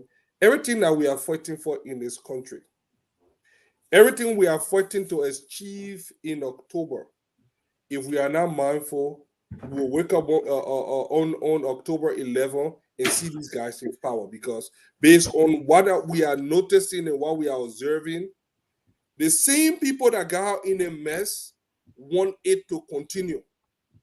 There is a bigger plan to this thing. I know we all on the same page. We may attack one another here and there, but at the end of the day, there is this consensus within the opposition community that George, even in people in the opposition, nobody want this guy nobody want this government anymore. In fact, people don't even trust them to make deal with them. This is how bad it is. Nobody trusts them to even want to make deal with them anymore. So they have lost that bargaining power. You would be insane to cut deal with this government only to get there again and kick you out to the curb. There's no guarantee. These are not people that honor their words. These are not people that say your word is your bond. They do not respect the word. They do not respect any institution. So you would be insane to cut deal with it. But one thing is clear, that the people that put George Weah in power want to keep him there, whether it's part of a bigger plan for what we know, that the other people will come there 2029, whoever that is. But we have to be tough. This is where in the next couple of days, or once the candidate they have filed all the different paperwork with NEC to determine who's going to be on the ballot, this is where we need to consolidate our effort. And the reason I'm stressing this is because I know we do not have a lot of time, and I know time is very important on this show, and we have a very far-reaching platform that we need to put start consolidating. El Chapo, that's the name. El Chapo, that's El Chapo I was trying to do. And like you have a man like El Chapo in Liberia, and you take him to Central Prison, where you can bribe every police down there, even the president, and you say, oh no. So they didn't do a good job there. Thank you for that. That's El Chapo Guzman. But we need to consolidate. All jokes aside, at some point, we need to consolidate our resources and educate our voters. We cannot afford to make any mistake in this election. We cannot afford to have a October 11 surprise. We need to ensure and make sure that it's definite that this government leaves power and they are prosecuted. Thank you. And I will submit for that. Thank you. I wanted to just say that something that caught my attention was when Eugene Nangbe said that the Maritime Organization made about $30 million for Liberia this past year. I sat down and wonder how much $30 million can improve our health care, probably contribute to preventing pregnant women from being hostage as JFK when they gave birth. I thought about, we just did a series on the school that was just closed because of lack of teachers. I thought about how $30 million could be used to train teachers, to build adequate schools in Liberia. When I heard that $30 million, I thought about the drug issues, how it could be, the $30 million could be used to create awareness in our country about drugs. It could also be used to train mental health professionals. I don't even know, how many people we have trained in the country to address the substance abuse issues. Are we thinking about that? I also thought about opening rehabilitation center. We just had the conversation about Zoka Wilson opening a center for at-risk kids and saying that he only has $28,000 he collected, and the partners that give the money, which we cannot locate, we cannot find it. But if Liberia is, adding $30 million to the refuge just from maritime ships carrying our flags, that is a good sum of money. And he did say that he's expanding the maritime to China and the Middle East. So, which means that we'll be able to get more money. Something that also was interesting to me is like he mentioned LSCC and he said that he approved the president taking tenure away from the LSCC members. And he justified that, Twit justified that by saying there's nowhere in the world where, the president cannot remove a LSCC member. And there's a reason why LSCC members should be tenured. And the reason is that you want them to be objective as they look at issues surrounding corruption in our country. And if you want to be able to fire someone because they accuse your government of corruption, so that's the control you want to have over LSCC person, then there's no reason that you should have a LSCC agency or organization in the country because you want to control that. You just want to say, I want to be corrupt whenever I can. So I thought that was an interesting comment from him as well. So those are my thoughts. Thank you, Dr. Richard. So let's bring in Eugene Lamy Fagon. Eugene, let me ask you a question though. And I understand since Dr. Richardson said we're co-moderating together, she's been doing this thing. And because Eugene is kind of too scared when I moderate. But I will ask you, Lamy, former minister Eugene Lamy Fagon. The mindset of this government, my brother, to put two of the most powerful ministers out and say, go lie to the Liberian people. Hey, Eugene, in broad daylight, I'm receiving texts, but I'm quiet because I'm responding to messages coming into my WhatsApp. The Liberian people are angry that in broad daylight, not even once, but twice, not even about saying it and correcting himself, but he said it twice to say 27 million out of poverty. And then the Liberian people that we built these roads, but that was a lie. Hey, Eugene, you have to set something up here for those that listen to us right now. How can George Weah have faith in these people? Are Liberians stupid? I will pause and I want you to speak. Then we'll go to Mo Ali.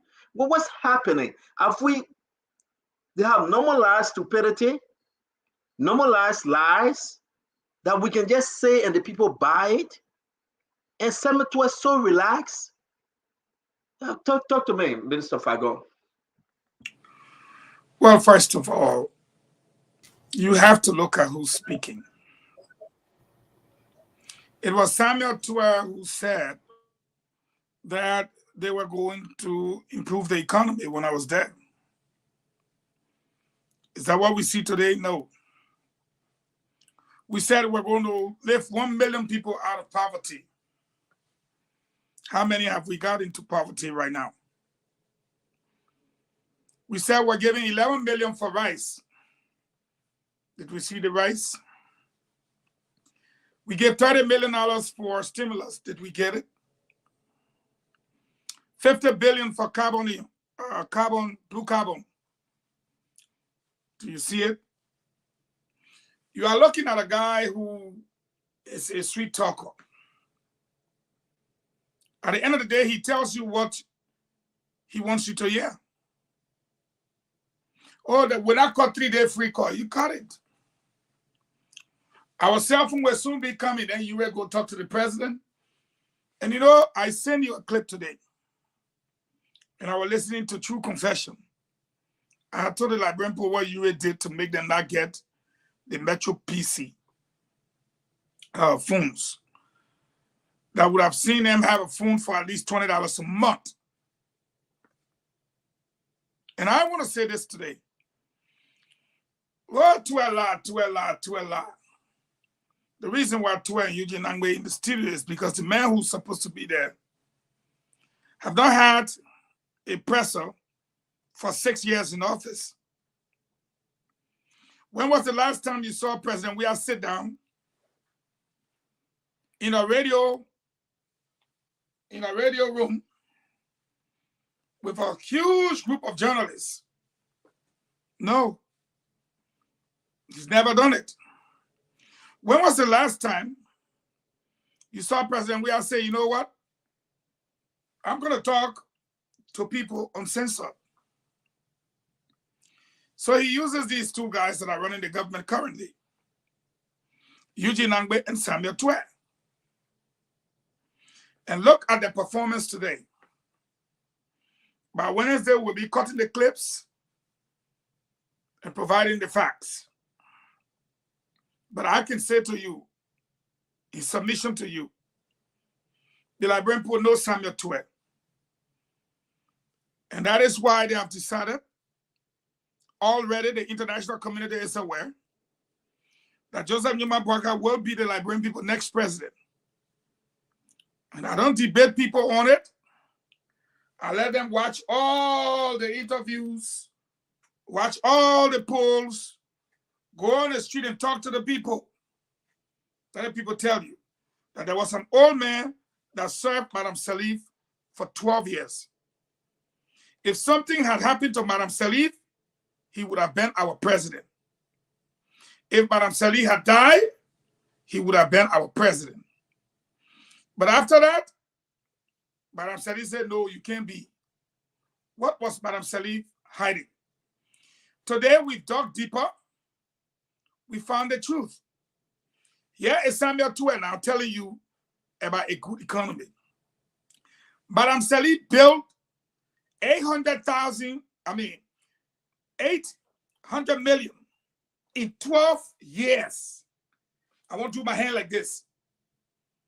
Less than 1 billion in 12 years. In 6 years, George Weah added 1.2 billion. Who are you talking to? You talking to Mumu? We didn't go to school.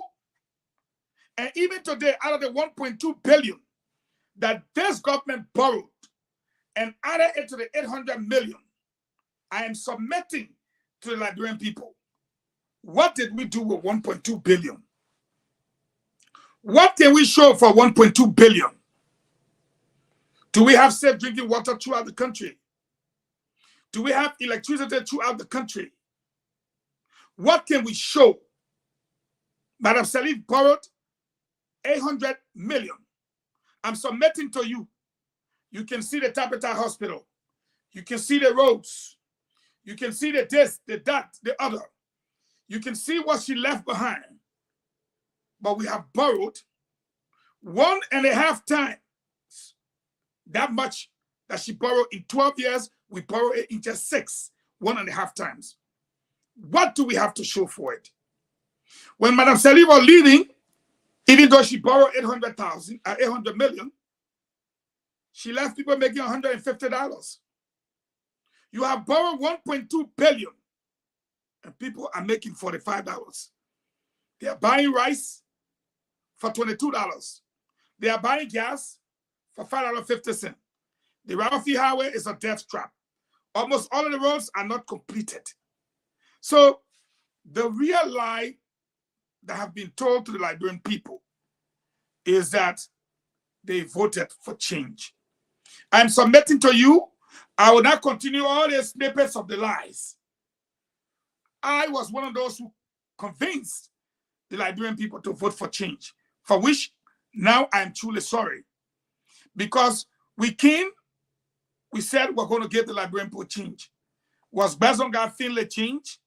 He was Ellen Boy. He took over foreign affairs and the foreign affairs of our country. Was Vani Salif change? We maintained him there. He was Ellen Internal Affairs Minister. We did not change him. He's been there for the last 6 years also. Was Eugene Nangbe change? He was Information Minister when we got there. He stayed there as Information Minister. Was Samuel Wulu change? No. In fact, he was promoted to minister. Was our national security changed? No, they remained there. I could go on and on in the power sharing agreement. The greatest lie we told the Liberian people was to tell them to vote for change. And when we came, everything remained the same. In fact, even worse. An example, in early 12 years, we saw the death of Michael Allison and Harry Greaves on the beach. In George, we had 6 years. 8 auditors got killed. We're not talking about 3 missing boys and the other people. During Ellen time, we saw a little bit of drugs here and there. During George, we had time. They were bringing it in by the hundreds of millions of dollars. During Ellen time, we heard about the Japanese Grant Fund. We heard about NOCAL. We heard about the Health Ministry, 13 million. During George, we had time. We hear about 30 million stimulus. The greatest lie I'm submitting to you is that the Liberian people voted for change. No, it was a lie. They voted to keep the same and make it worse. And I submit. Thank you very much. I'm sorry, Dr. Richardson, you're muted.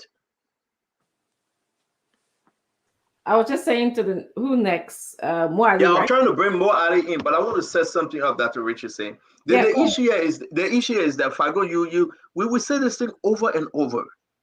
But how can Samuel Twe and Eugene Nangwe get such a dry face, Mo Ali, that they will walk into a studio, address the nation like Fagon said, John Minor Ware will never do that. The president will be quiet to the end of a term. Now, our sister Salabatu will say he have called Chemlin since day one from the Liberian people. And because he have called Chemlin, the man, he's stuck with it, that I will not talk to them. COVID, I will not speak. Everything else, I will not speak. And he sent Samuel Twe, the number one liar in the country, that have enriched himself, failed the compact. The people say, we're not giving you our money because your name is down, that you have stolen the Liberian people money and their riches. But talk to me more, Ali, from that angle, talk to me. The mindset of them going into a studio to address the nation, knowing very well the Liberian people will not believe them. They have dug themselves an extra hole, again, with the nonsense they spray out there today. Thank you. Firstly, for a president to engage the press or speak to the nation, that president must have had something to say. He must have had some kind of report to make to the people. You know, some kind of achievements. Other than the State of the Nation address, President Weah had nothing else to tell us. The man does not go to work. It probably was better that his executive mansion remain burned because they renovated. He has not gone there one day to work. The executive mansion has moved to what the place named Jamaica Lodge Resort. The reason why they will use Eugene Nangwe and Pue is because these are the two guys who are controlling things. And they believe that if Josh Weah does not run and he doesn't win, they could be in some kind of big trouble. These are the guys forcing Mr. Weah to actually contest. Eliwe Weah won, he care about the whole presidency thing. The man wanted some money to basically go and enjoy himself. You know, I've been following Martin Colley. We have made some good money in Europe, to be honest with you. For 4 years at AC Milan, during those days, the men were making around 7.9 million euro annually. If you're taking the time value of money to today, that's not small money there. At PSG, the men were making money. The little time he spent at Man City, he made money there. all that money finish. So you were just looking for some money to come here. Where then we have the face to come lie for simple reason. They want to continue what they are doing. It is as simple as that. And you know, it is not difficult to see through them. If Liberians had not taken notice of something, notice it today. We all know Moruba Molu. Let me say it today. Maybe he will start talking. To be a very articulate person. He's vocal. When was the last time you heard Moruba Molu on radio, on a talk show or something, talking about the government, propagating the government or defending we are? I challenge anybody to name me one talk show for the last 3 or 4 years that Moruba Molu has appeared on, other than going to the Sakamo tree and singing and making statements there. Like you will see other political parties cheers going on radio stations, other officials. When was the last time you saw Koji sitting on a talk show interacting with journalists? He doesn't have the capacity. Moruba Molu has the capacity. But has anybody asked the question why Moruba Molu has not done it? It is because Moruba Molu believes that they have not done anything. He truly believes that. Even Twe is convinced that nothing has happened. My man, for anybody to sit on the radio, even if you are making mistake to say that we've lifted 2.7 million, forget about the 27 million, 2.7 million Liberians out of poverty. If that person is remorseful, they will resign right after that to you. But here's my disappointment, and I'm going to. Clarence Jackson did well today.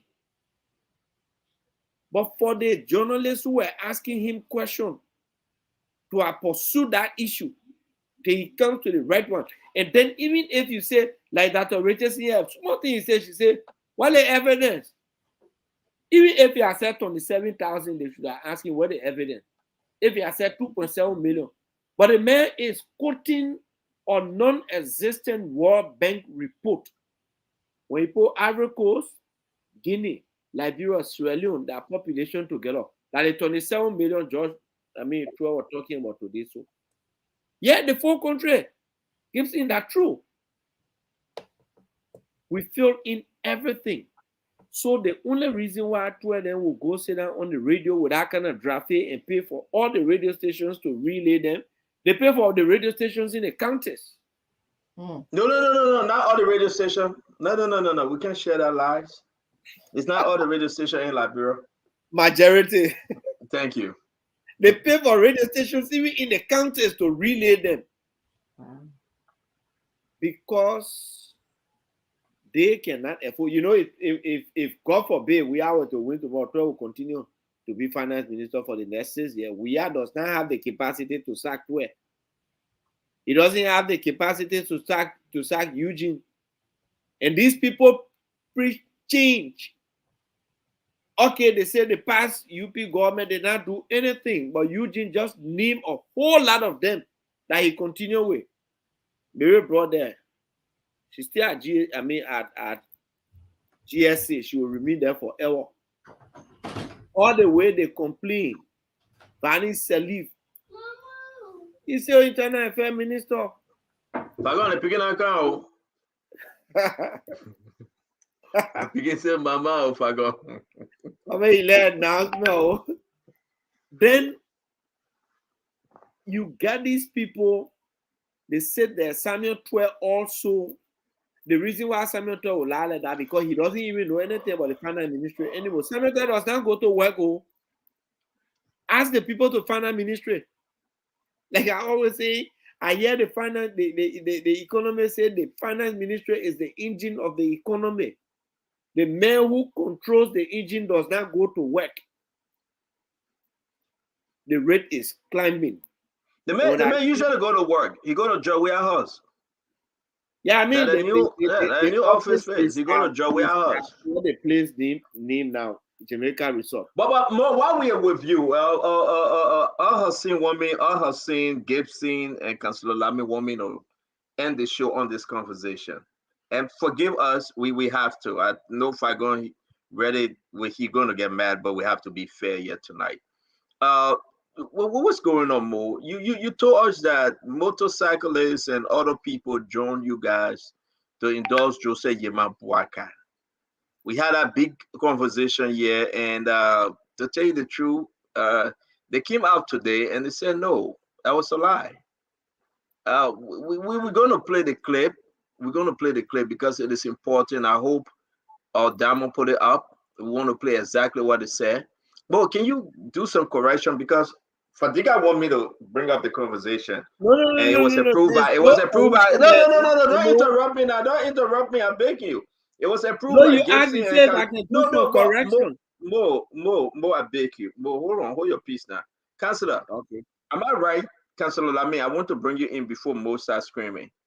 He said, you know what they say already. And Councillor, you said that that's another endorsement. But today, the motorcyclist people are saying that was a lie. They didn't endorse UP. Can you help us start this conversation, Councillor? Different groups, they got different factions. Something is going off. Can you help us, Yekezi, fix that? We are not hearing the councillor, Yekezi. We are not hearing you, Councillor Lamy. All right, let me bring in Gibson. What did get Councillor Lamy or Gibson? Yes. What's this thing about the people coming out and saying, no, it's not us, Mo lying on us? They said it, they said Mo is lying. they didn't say that, but it's almost like that. Talk to me, Councillor. Well, okay, I'm not Councillor, but that's okay. Maybe I'll be. I'm sorry, Gibson. You're right. I'm sorry. Talk to me. Stanton, you were here when I said that picture was superimposed, and other people had issue with it. And UP people on this line were insulting me, calling me names. Mo Ali got angry. Eugene Fagot got angry. Only Hussein was the only person who was smiling. The rest of them, this is the bad thing that people do in Liberia. Endorsement policies, endorsement politics that are not effectual. Eugene Fagot said 23,000 people in the country, motorcyclists and tricyclists, endorse Joseph Boycott. Now, another group is saying, no, we're not part of those groups. So how many thousand of them that remain? Is it 2,000 left or 3,000 left or 20,000 left? There are other group of people endorsing other candidates. You can't come here and say all of the motorcyclists and tricyclists, 23,000 people endorse Joseph Boycott.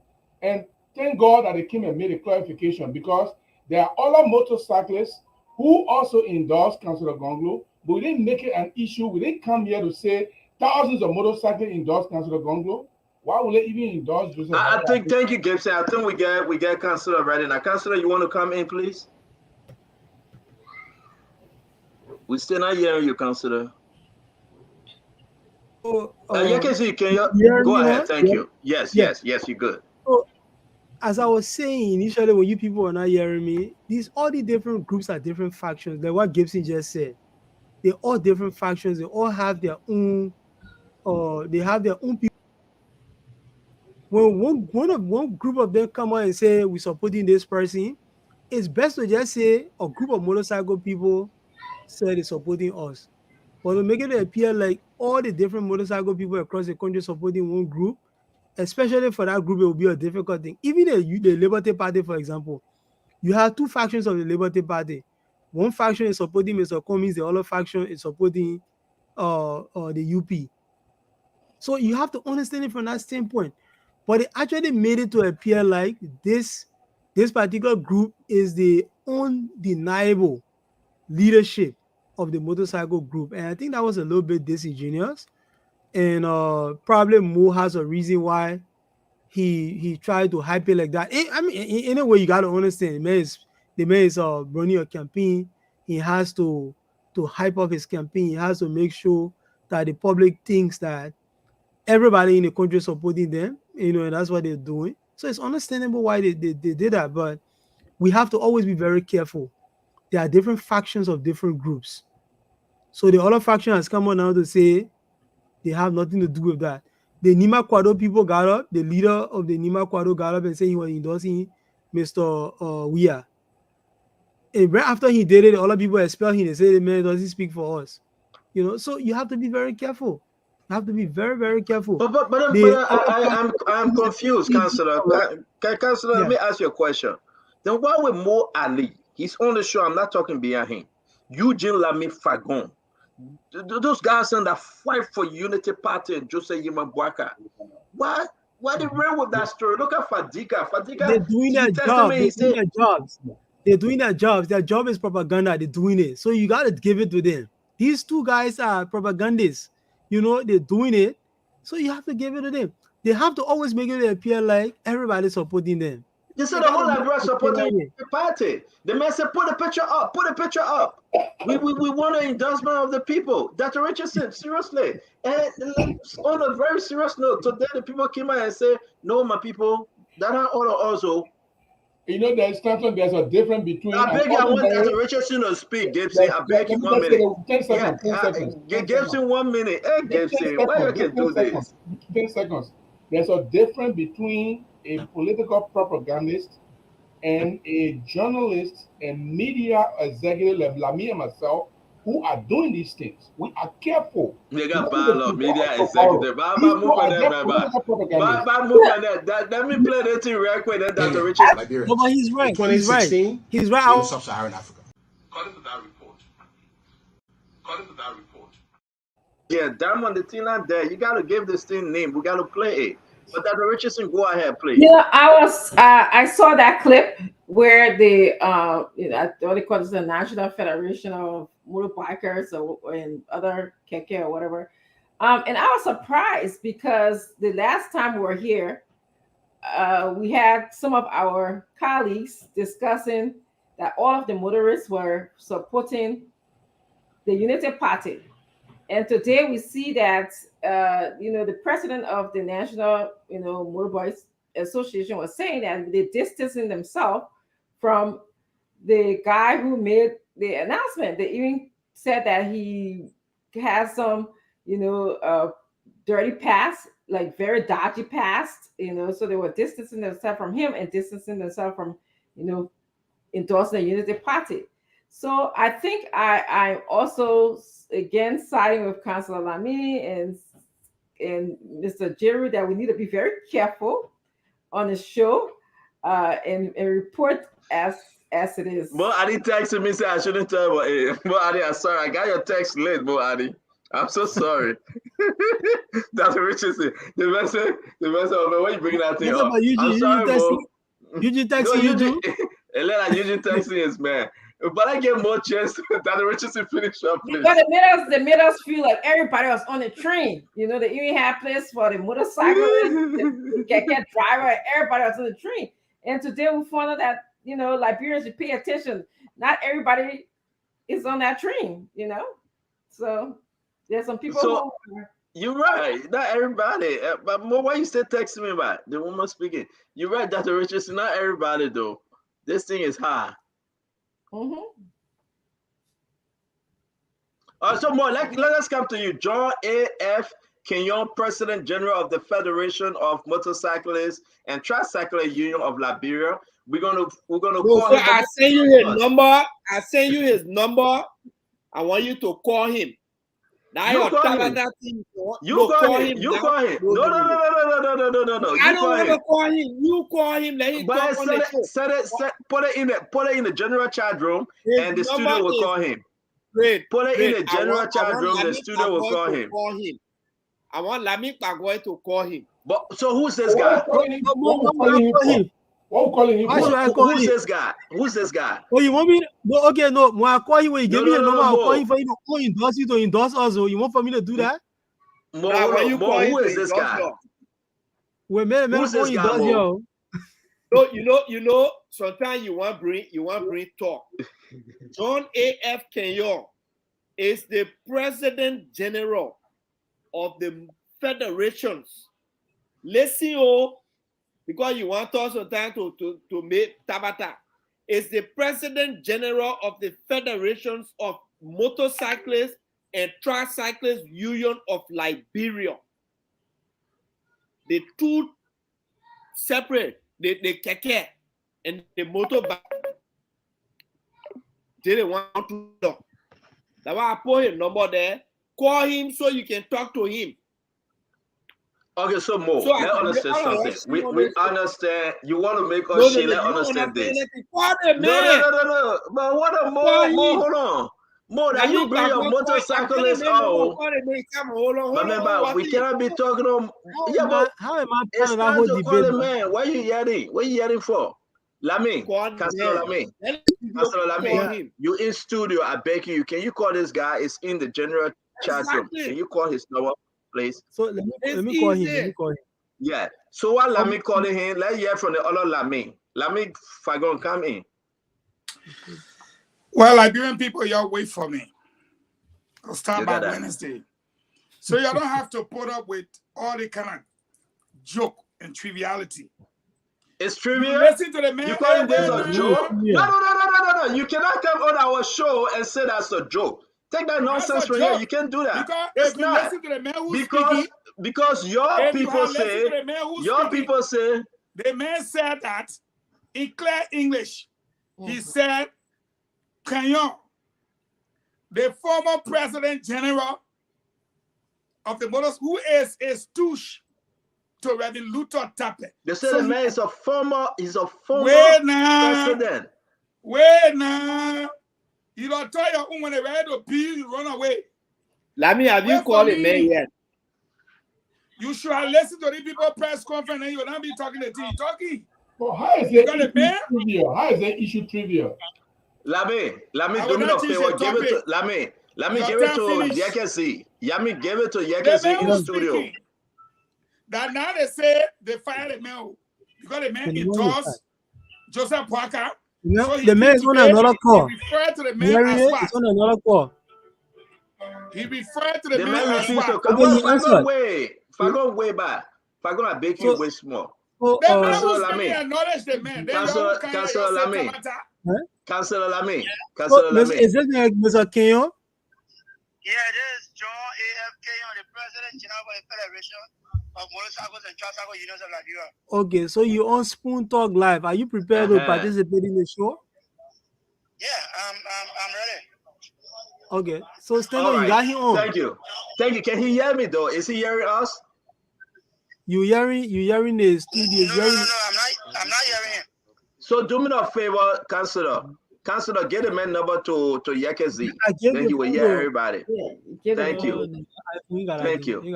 More Ali, please start texting the guy to say why you don't want to say. How is the issue? More, just put your hand up. No. Yeah, more Ali, start texting the guy. Why is it called trivia? Why is it trivia? Why is it? Listen, we got a guy now. Let's pause a little bit. Yekezi, do you have him? You have him, Yekezi? Yeah, I'm trying to call him. Okay, so Yekezi, call him. Take him from on Councilor Lamy phone and call him from the studio phone. We got to get to the bottom line. Who endorsed who and who? That's originally. This is getting too much, you know. People will go ahead and say, my man, Councilor Lamy, you talking over us, Councilor. You know, in 2021, we can't talk to you when you're in Jade. We can't talk to you when you're in Jade. You got to come back on the show. You're in darkness, you want to talk? We can't talk to you when you're in darkness. That's a good way the country is doing. Yeah, you're in darkness, my man. Call Simon to bring by the people money. Dr. Richardson, let me say this to you. It's not on. So you have the person he's not on. Okay. My friend, your name, please. Your name? Hello. Yeah, hello. Serious is asking you for your name. Your name. I am not hearing him. Are you hearing him now? No. Hello. Hello. But you are very low. My man, Yekezi, what you're doing so bad? Your manager seem well bad. We got, can you hear me? It's 6:55. Yeah, I'm getting Yeah, I you. know, right? Yeah, what's your name? This is John A.F. Kenyon, and I'm the President General for the Federation of Motorcycles and Tricycle Unions of Liberia. You are the president currently, right? I am the current president for the Federation of Motorcycle and Tricycle Unions of Liberia, and as we speak, we are in Buchanan now obtaining a program that is being organized by CRS Choose or USARD. We are in Buchanan right now as we speak. And all of Okay. my Let me Put hold your on hand now. up, Fadiga. Hold on. Fadiga and Mo Ali, you stop the secret talking in the corner, man. Hold on 1 minute, John. John, hold on. I beg you. You're on spoon talk. We need to ask you a direct question. Your entire group, right? Federation of Motorcyclists and Tricyclists Union of Liberia, did they endorse Musa Yima Bwaka Unity Party? Sure. And Joseph Jima Bwaga is the next president. Whether people, somebody will come up to say X, Y, Z, let them watch out October 10. That's what I can say. No. We're not there yet. No. Small. I'm begging you. We're not to October 10 yet. I want you to explain when and how you came to the conclusion that your entire group was behind you to endorse Joseph Yima Bwaka. Explain to the Liberian people real quick. Well, first of all, I want to say thank you for having me on this biggest platform. This is a dream come true that we can speak to the world to tell people what the motorcyclists and tricyclists in Liberia have been going through and what caused us to take such decision. And the reason why this decision will be is unbending, and we have no regret. We have no regret. The Federation of Motorcycle and Tricycle Unions of Liberia was established 2018. We went to election 2018, December 15, that which I emerged as President General. And 2019, February 16, I was inaugurated. And during our program, we had, in fact, our election was being supervised by National Election Commission of Liberia. We wrote them in the Senate delegate. We wrote the LMP, the Senate delegate. We wrote the President of Liberia, the Senate delegate. We wrote the government of Liberia. In fact, we had government officials. We had people from transport. All right. We had UN represented. In fact, during our induction program, the Human Rights Commission, UN Human Rights Commission representative served as the guest speaker during our inaugural program. And it was grand. Everyone attended. And 2020, because 2019 or February 16, I took over. 2020 was the May 10 election. Are you there, CEO? Yeah, we listen to you, my man. We got to bring in the other people. We're against that. Hurry up. How did you come up with the group to endorse Joseph Yima Bwaka? Yeah, 2020, we were now asked by the time where we were going to a May 10 election. And I was asked that we should pledge support to CDC candidate. And that which I said no. In fact, we were invited to Tomofala University. I want Tomofala to deny, or I want Sir Joseph to deny. I want Alexander City, who is the chair for Motorcyclist County, to also deny for CDC. In fact, he was our lawyer. All right, before ascending to that position. All those guys were there, and I said they asked me to present a budget, any amount. And I said I will not present budget because it was not the acquiescence. So we understand, John, I'm begging you. The person that spoke today, that said that you're lying, we're about to bring the person on the show also. But we understand this, and we want you to be clear. I know that Thomas Father, Sir Joseph, they're all backing you. CDC backing you. But you and who? You, John, your group, gave me some names that say, yes, we are going with you to endorse Joseph Yima Bwaka. Because the others are saying you are lying. All the guys, I'm standing with them now. I'm standing with some of the leadership right now as we speak. We are in Buchanan.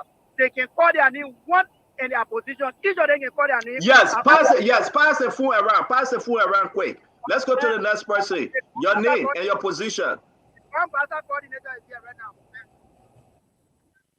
Good evening. Good evening. Your name and your position.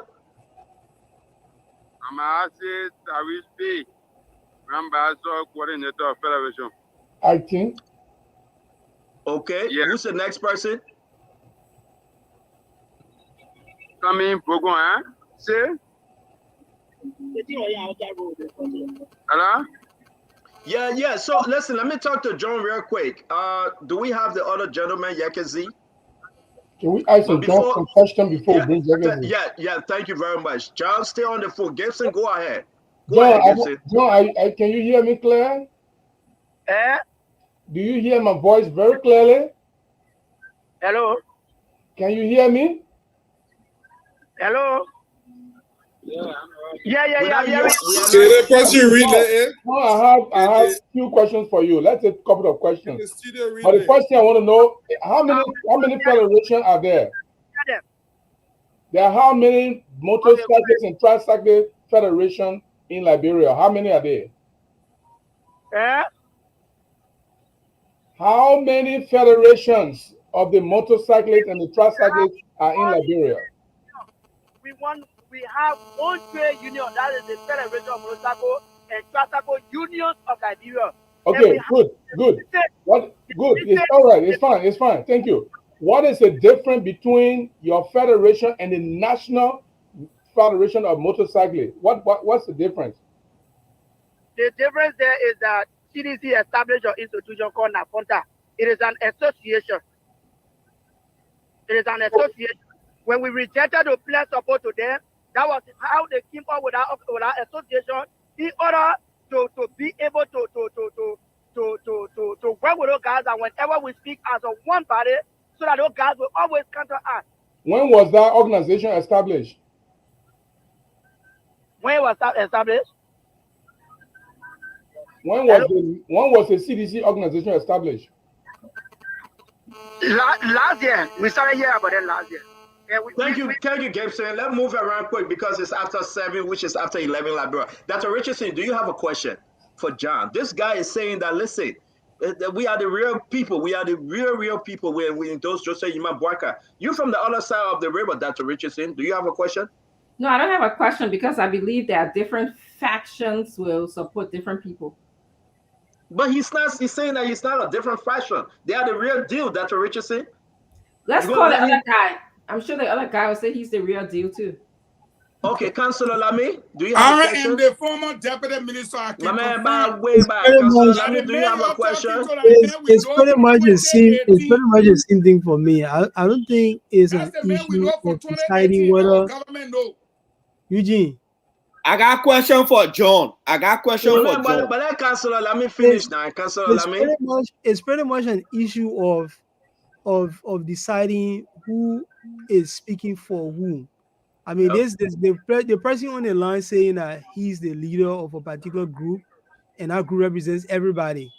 There's another. No, he's not saying. He never said that. He said he never said that. Right? What he said? No, but Eugene, let the man finish. I beg you, man. If he doesn't have question, let me ask the man question. When the man leaves the line, then we can explain. So it's good for him to clarify that point. Does his group represent every single motorcyclist in the country? Because I think that's what I heard you say. And Eugene is saying that he didn't say that.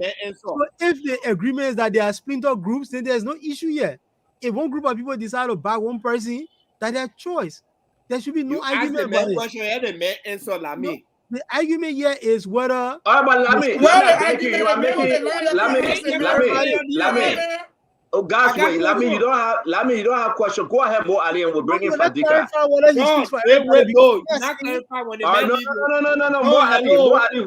Mo Ali, my brother, thank God your LEC go. He's right, Councilor, you are right. Let us John. Yeah, man, Mo Ali talking to the LEC. Samuel Twan say you called Mo Ali in the just day. Let's go ahead, Councilor, ask your question to John. Does he speak for everyone? We're not hearing you, Councilor. What's happening again? Yes. What? You're not hearing me. Does he speak for everybody? That's a key question. John. Yeah, John, go ahead. Answer the He question. and him law. He said he doesn't. He said they don't speak for everybody. So if they don't Correct. speak for everybody, But let we him don't have answer to the question. So let John answer. John, answer the question. All right, I speak for everybody. If I was not the one who represent everybody, why don't AFK and leadership was invited by President Weah August 2, 2022? Can you increase the volume, Yakezi? Why were we invited to play support the CDC? Why were we invited August 2, Good question. 2022 Good and question. the Good question. Good question. A good question, and I hope that he's right though. President Weah didn't recognize him. Question quickly, Stanton. Yeah, Mo, go ahead. Mo, go ahead. Yeah. Who did you guys support in 2017? Mo, I'm not getting you. Who did you guys support in 2017? 2017, in fact, John AFK has been on CDC for 12 years. I challenge anybody in CDC to say it's false. I challenge anybody. And if who did you support in 2017? 2017, we supported George Weah. Many of our people, in fact, if you but then nobody wanted to even hear about it and Waka, when you tell most of the people that in fact we asked majority of the same decision we came up with now. In our chat room, we placed a question asking who should we support the election. The first time we had a debate in the chat room, we had 11 candidates out of 15 saying we should go to JMB, sir. I can share some of the information with you. Then on the other side, we have one person. So this is what we do. This is what we do. Listen, John. We're gonna bring you. Yeah. We're gonna bring you and the other guys on the show on Wednesday. Let's do that. Today is Monday. Today is Monday. We're gonna bring your group and the other people that say you lie. We'll bring you in studio. If you can go to the Spoon studio, we have a good conversation. This is a big endorsement. We want to know who endorsing who. So we'll bring your group. And we'll bring the other group and we'll talk. Fadiga, take us home on this one, Fadiga. Do you have anything to say? CEO. Yeah. One thing I want to say to the people of Liberia, if people feel that they can honor rate our decision, October 10 is not far from now. Yeah, but hold on. Fadiga got something to say. I don't want you to go. Okay, October 10 is coming. Yeah, but I don't want you to leave. Fadiga, talk to us real quick. You got a question or comment? One of the things I wanted to understand is what informed that decision that you guys made. What are these people saying? Why did they overwhelmingly endorse Ambassador Boyd? Fadiga, I'm not getting you. What is their reason? The reason. What did they say was the main reason for supporting Ambassador Boyd? One major reason, yes. Hello.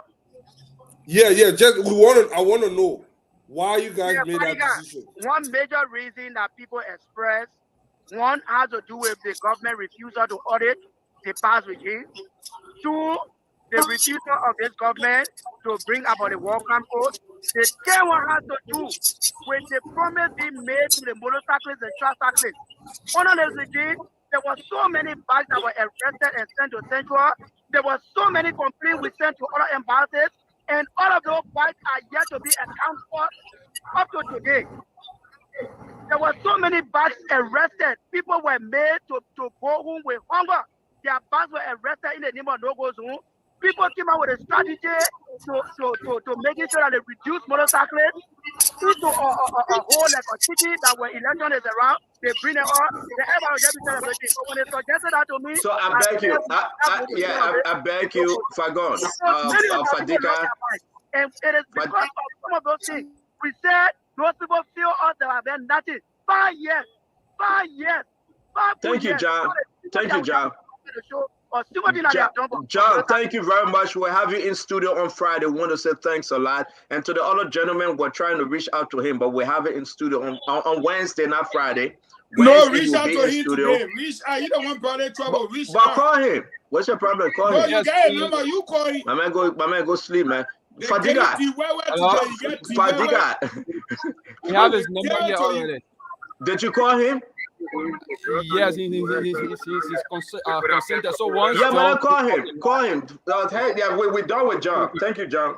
Call okay, the so other let's gentleman. try to call him. John will be coming on Wednesday. Call it, man. Call it, man. Fagon will suspend you from the show. You give me I will get my own now. show. I will appoint myself to my own show. And you appoint yourself. I hope you go ahead and pay the network for your program. The network has been paid. I got my receipt. Oh, okay. You think the receipt what President gave you? I swear you're making beamer. President gave you receipt. Go read it where the LRA posted it. I paid nothing. Since they don't really pay the receipt, I did not fun. I mean, the man fooled me, man. The man fooled me, man. Let's leave that one. The man lied to us. Go ahead, you can see. I got a receipt right here. If I go lead a team, I said, I'm lying to you. See him reading. I said, when President ready to scrub it, I will get it. You know, this is the St. John. Is he on? Yeah, Harris Colley, welcome. Yeah, how do you, sir? Okay, my name is Harris Colley. Like I told you, I'm the national president for the National Federation of Motorcycle and Tricycle Association of Liberia. Okay, see you guys can go questioning. No, wait. Harris. Ask you one question. I will come to you. Harris. Association. You are the national president for the association. It's not the union. That's two different groups, right? The Federation of Motorcycle and Tricycle Association of Liberia. The National Federation of Motorcycle and Tricycle Association of Liberia. In fact, it's a conglomeration of 13 different unions that are accredited by the national government. So we decided to come together. Even the John Kion who is talking, he was part of us. But he decided to just work on his own because he doesn't want to be part of the larger group. All right. When was the association accredited? No. I beg you, I understand something, please. It's very important for us to understand it. When was it accredited? I know. But you say you are the president for which group? Because John's saying he's a president general of the Federation of Motorcyclists and Tricyclists Union of Liberia. Then what's your own group name? I am the president for the National Federation of Motorcycle and Tricycle Association of Liberia. Like I told you, we have 13 different unions operating in Liberia, even including the Kuyome. Well, he decided to come together to organize a synchronized body to provide those services for our cyclists.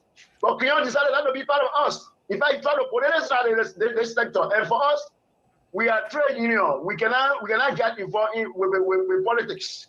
We told him clearly, we cannot get involved with politics. So equally so, the 13 union have decided to come on one umbrella to see how we can provide those better and fundamental services. So I beg you, let me ask you, then we'll go to Fadika. Are you saying that one of your union that honor your association broke away? Is that what I'm hearing? The union set up even on John Kion before. We had a federation before. But all of those unions, because of the bad administrative practice of John Kion, all of those unions that honor John Kion, they all left. They are not part of the National Federation. All right. So the only person that will ask questions today will be Fadika because we really gotta go. When was the accreditation done? It's important.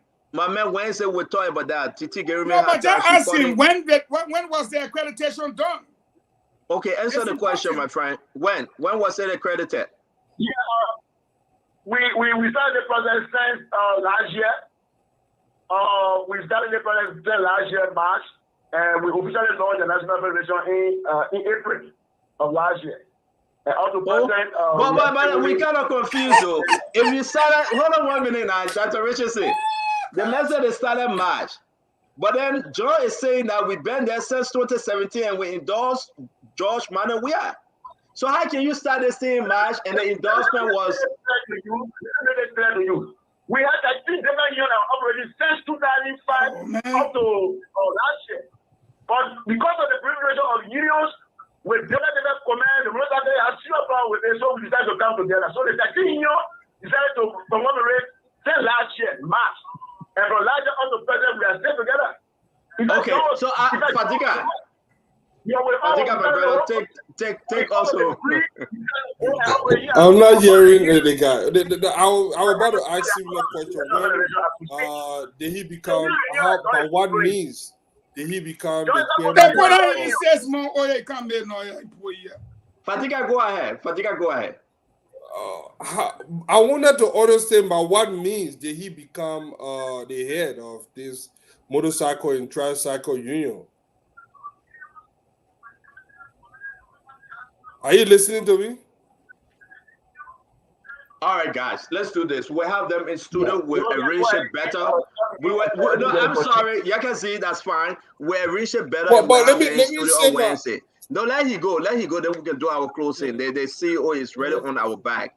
I beg you guys, please forgive us. Wednesday, we'll call you guys for us to have a serious conversation on this. Thank you, Yekazi. Let's wrap this thing up. Dr. Richardson, you have anything to say?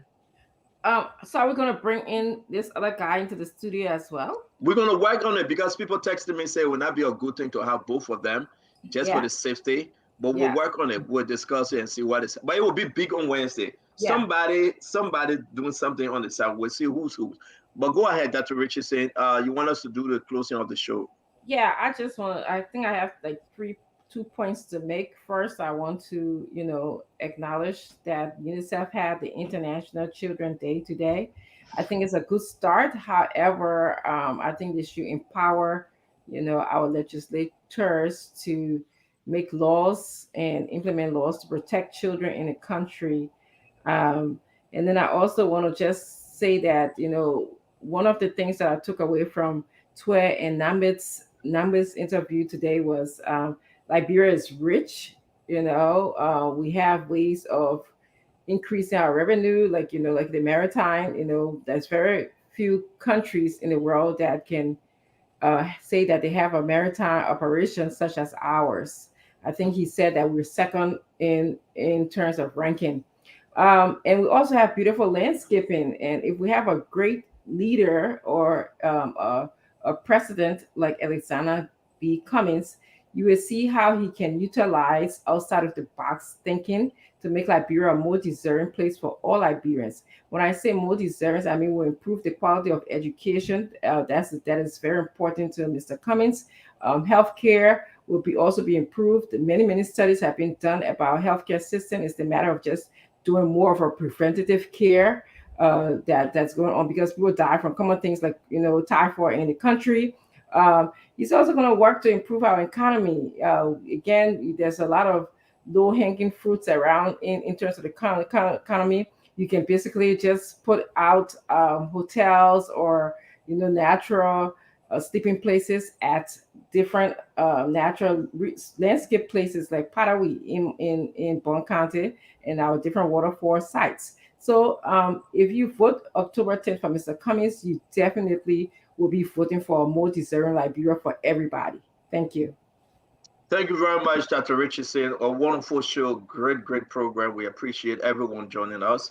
For my closing, again and again, I will say this to you. Our President of the Republic of Liberia, George Manawia, 3 occasions, I have said it and I will say it continuously. He has failed the Liberian people. The only thing the president cares about is all his his community thing. The only thing the president cares about is his money, the one they will allocate and give it him every week because of his pleasure. The only thing the president cares about when you sit with him, whosoever have sat with this president, is about his football experience. There is nothing on the president's agenda about Liberia. There is nothing. The president has failed the Liberian people, folks. We need to move on. I was in a serious conversation with one of the sedition deputy minister today. And he asked me, he says, well, Stanton, what happened? We thought you were on the president's side. I said, you thought wrong. Seriously, Fadiga. I said, I sat with the president. I met him. We ate. But there's nothing for Liberia. There's nothing. I said, you are my friend. I have so many friends in the government. Some of them now, they are mad at me. But so what? Above all, Liberia first. Liberia remains supreme. We shouldn't sit here and joke. We shouldn't give the country away to Samuel Twe and Eugene Namwe again for another 6 years. There's nothing. These guys have enriched themselves. They will continue drinking the Hennessy SO.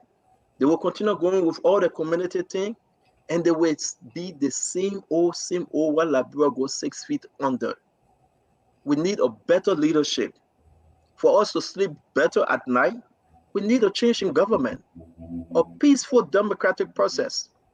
People need to go to the ballot box and vote President George Manning. We are Samuel Tuer, Eugene Nagwe, every one of them all of power. They have failed the Liberian people. Poverty level is very high in the country.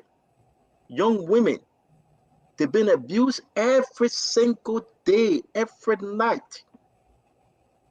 When the ministers and directors have the free way to travel all of the country, they say the country is better, the country is good, oh, the country is sweet.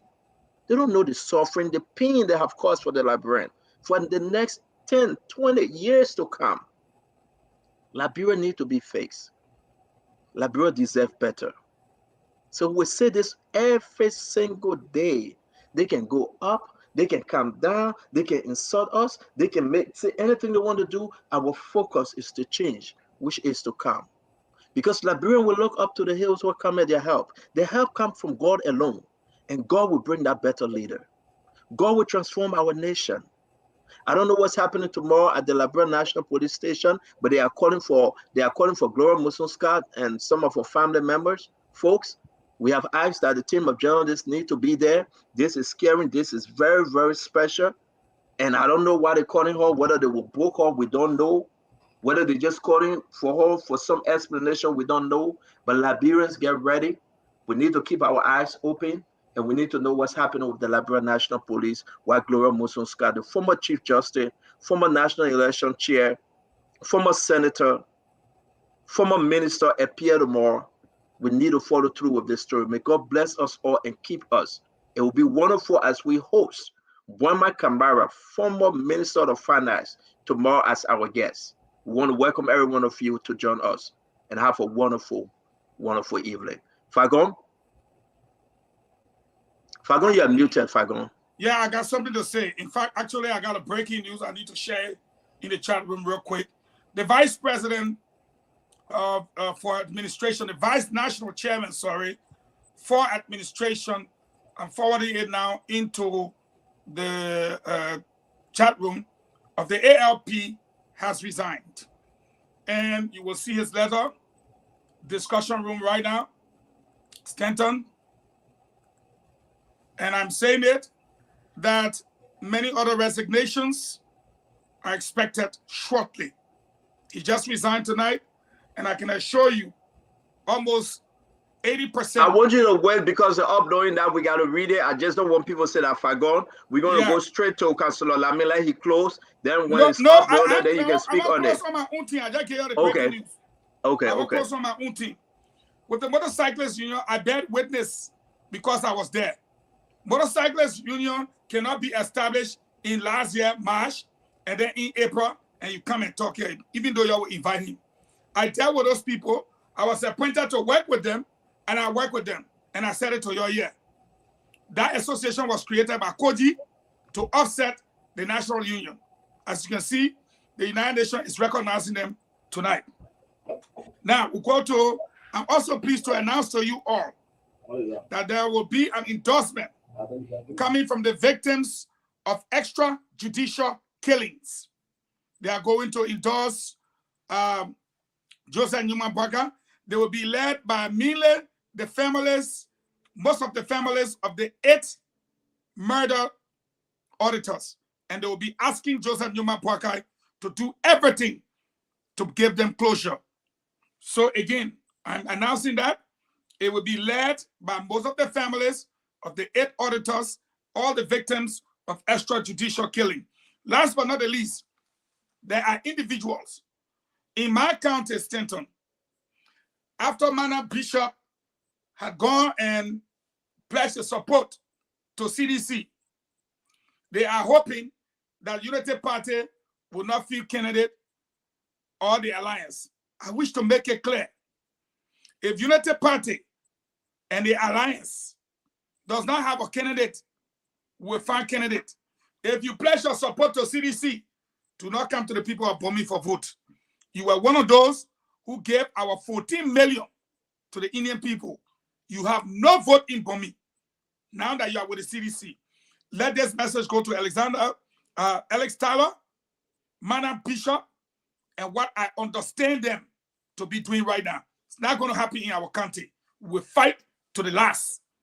I respectfully submit. Thank you very much. Thank you. CDC. Stay with CDC. Thank you very much, Fadiga. I'll make it quick. I gotta run. Falcon said it all. Look, one of the things that I dread the most in this election is the alien factor. Madam Saliv, and I heard that Robert Saliv is currently in the country, and these people are serious. They mean business. We should not underestimate what alien intend to do. I admire what the courage of Senator Dillon to expose the madam. We know the game plan. We know what they are planning. This is part of a bigger conspiracy to rig this election. Something, look, George, when he became president, he said he gave some clue. It is no secret how George became president, and he did give some clue. And even if you don't believe what we are saying, the fact that after crying and toting casting and making all the noise, Gibson Jaru is my witness. They made all the nasty allegation against Madam Saliv, only to come to power, and one person was ever persecuted. Nobody talk anything about why happy honor Saliv. Everything they just move on like nothing happened. There is a reason why George is president today. That was to make sure that what is happening now happen. That nobody ever nobody is held accountable for what they did to Liberia. And they are planning on doing it again. Look, I had a conversation with some guys over the weekend. I went to the good guys. They had an event. And somebody was saying something, look, why does the madam fear Omen Boyka? If people claim that Mr. Boyka was corrupt, honestly, I don't think it would have been any difficult for him to be president today. There is a reason why somebody is doing everything in the possible to bring. Look, if everybody hang in a cookie jar, it's like a group of people go steal. You in a house, and group of armed robbers come. If you are part of that armed robbery, the both of you enter the house, who fear you? But if you are in a house and somebody go out and armed rob and come, and you say, oh, where you go all that money for? They say, oh, my man, you did that thing, man. The first thing here is because the fact that you are not part of that thing, the people that committed that crime, the first thing they feeling insecure. Because that's the only thing that makes sense. I've wrestled with this thing in my mind for months and over the years. Why is it that Madam Saliv fear this man? What is she hiding? And the only logical conclusion that I can come up with is the fact that this man was never part of that criminal syndicate that she created. Let's not forget that Madam Saliv used the Unity Party as a stepping stool to ascend to the presidency. When she became president, she threw that away. We saw when Wemope and everybody couldn't stop talking on. She threw the Unity Party away and created an economic dictatorship where she will strangulate you economically until you submit to whatever she wants you to do. And when she left from power, in every normal government, you know that your immediate successor is your vice president.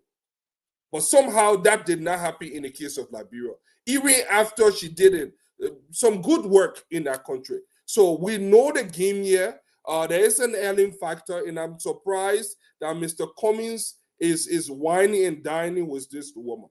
This woman that have a history of dragging our country in the mud. No, she did some good things, but I think she damaged her legacy the moment she did not wisely choose a successor. But it was not about having a successor. It was about protecting what they did, protecting her family, protecting the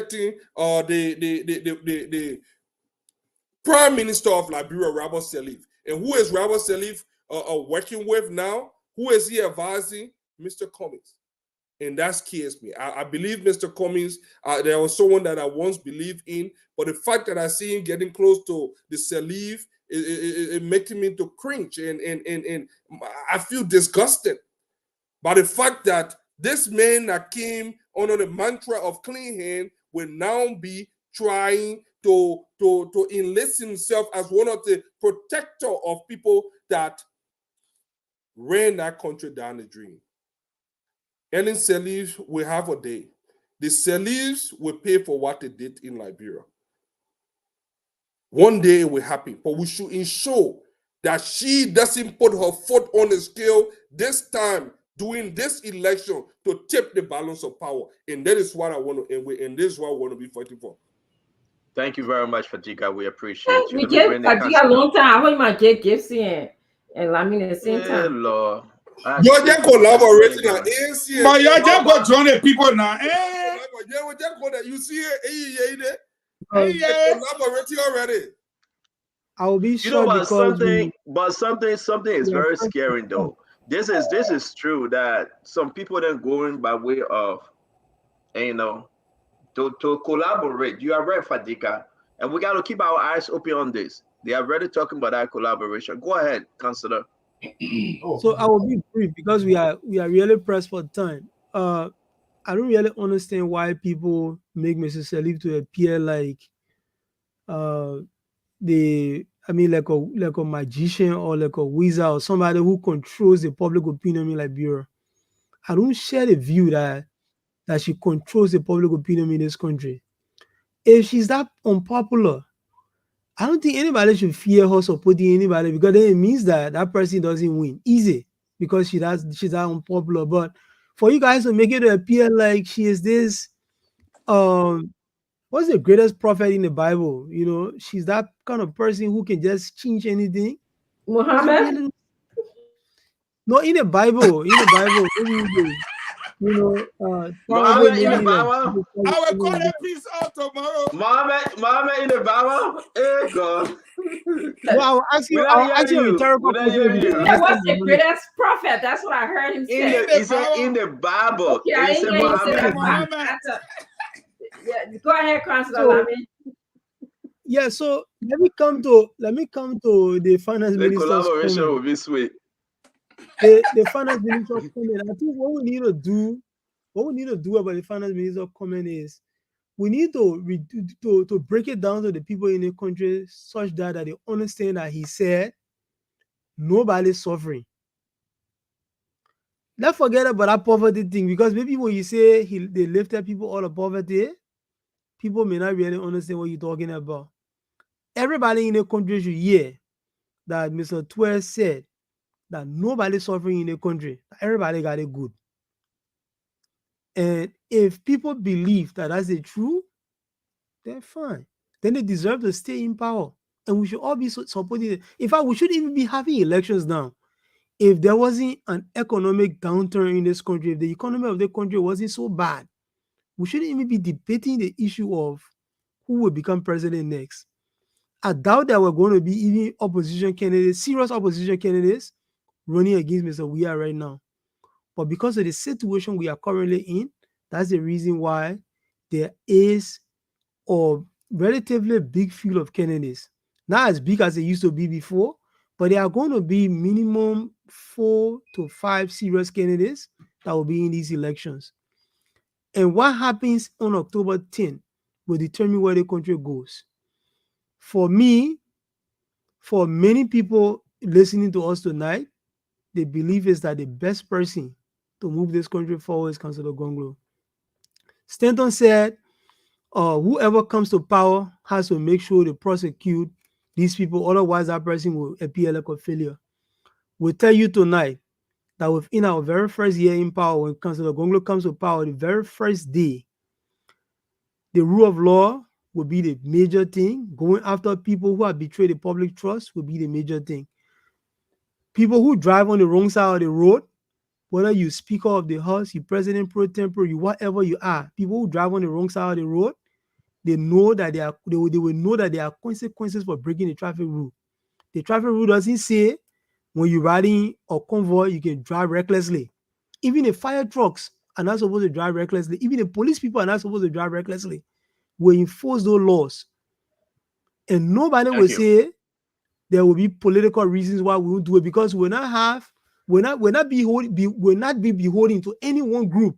Like people fighting over motorcyclist endorsement. No, we will not be beholden to any group.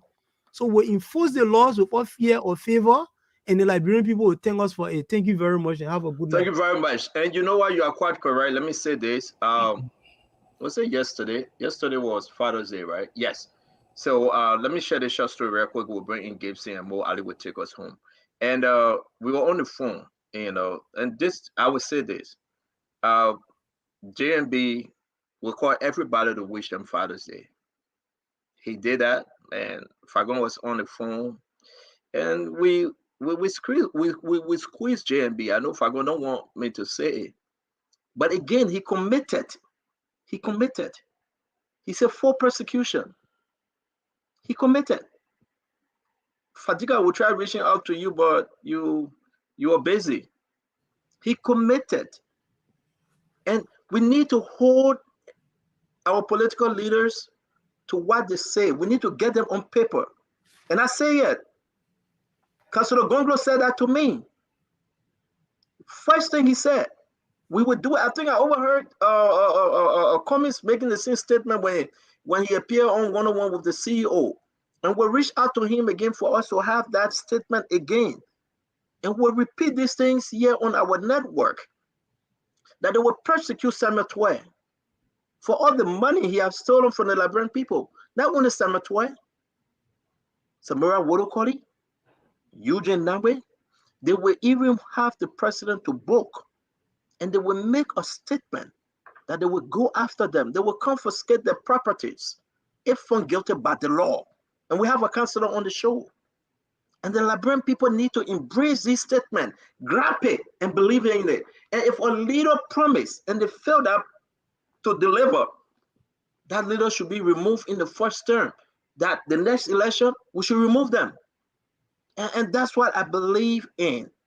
Not only JMB, not only Cummings, but Tewon Gonglo as well. So I'm happy to hear from you, Councilor Lamy, that Tewon have promised, because he said that to me. And we should go for it. Jovia will never make that promise. He will never make it, because you know what? They're double hands and feet in the cookie's jar. But let's go to Mr. Gibson, Jeru, and we'll bring in Mo Ali, then we'll end our program. Gibson? Standard, I like your expose, Continue this. I think it's going to win you some places. But I'm going to make a political prognosis tonight. I think that Richardson know what prognosis means. And this is without any malice. And I want you guys to hold me accountable for this if it doesn't happen. The only person that will beat George Weah is Councilor Gonglo. Here is why. If Unity Party Joseph Boakai goes running up with George Weah, the communist people will not, because Joseph Boakai and the Unity Party has. Can you repeat? Because we didn't hear you. You went off a little bit. Can you repeat? If Joseph Boakai goes one-on-one with George Weah will beat him, because he will not have the support of the ANC followers. They have antagonized ANC to the point that ANC does not feel comfortable giving Joseph Boakai the power. If Alexander Cummings goes one-on-one with George Weah is president, because Ambassador Boakai and the rest of the Unity Party people do not want to see the ground Cummings is working on, and they will never encourage the Unity Party people to vote for him. The only person who has the chance to beat George Weah is Gonglo, because ANC has no fundamental issue with Gonglo. Unity Party has no fundamental issue with Gonglo.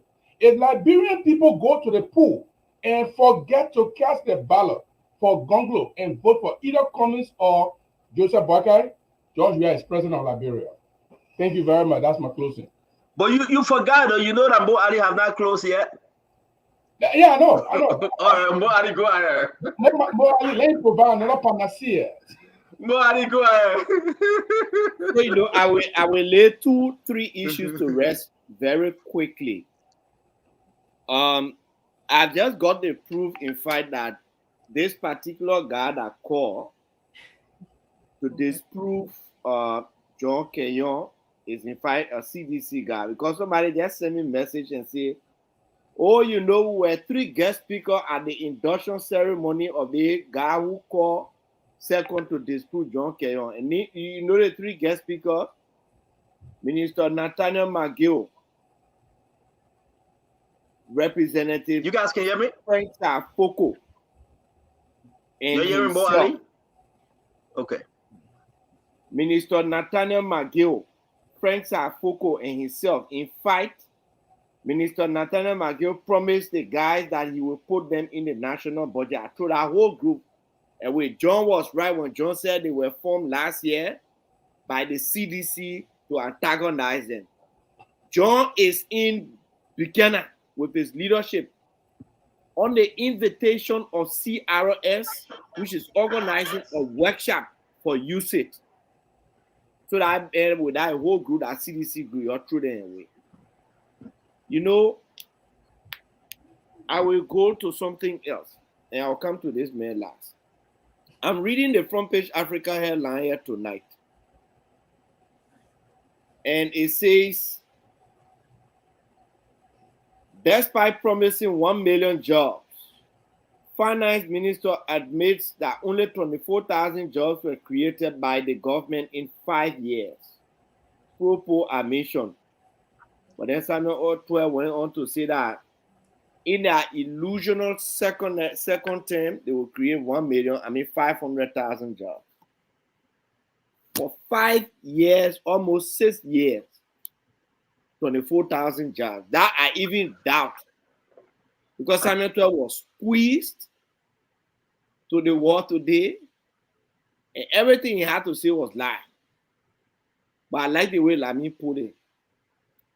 We should forget about saying leave people out of poverty. What Samuel 12 said today is that every single Liberian is enjoying 4 times over or 5 times over. Because if we are 5 million and he said 27 million people enjoying, that means each citizen of this country is enjoying 5 times over. That's what I mean. No poor person in Liberia, according to Samuel 12. That is a reckless way of insulting the people of Liberia. When you took over the country, you relegated. You can watch football game at the end of the season. No team then they can drop. If you 4th division, you perform, they drop you to 2nd division. They say they relegated you. Samuel 12 and government relegated 500,000 people into poverty. So they made nobody to enjoy besides the few of them who in power.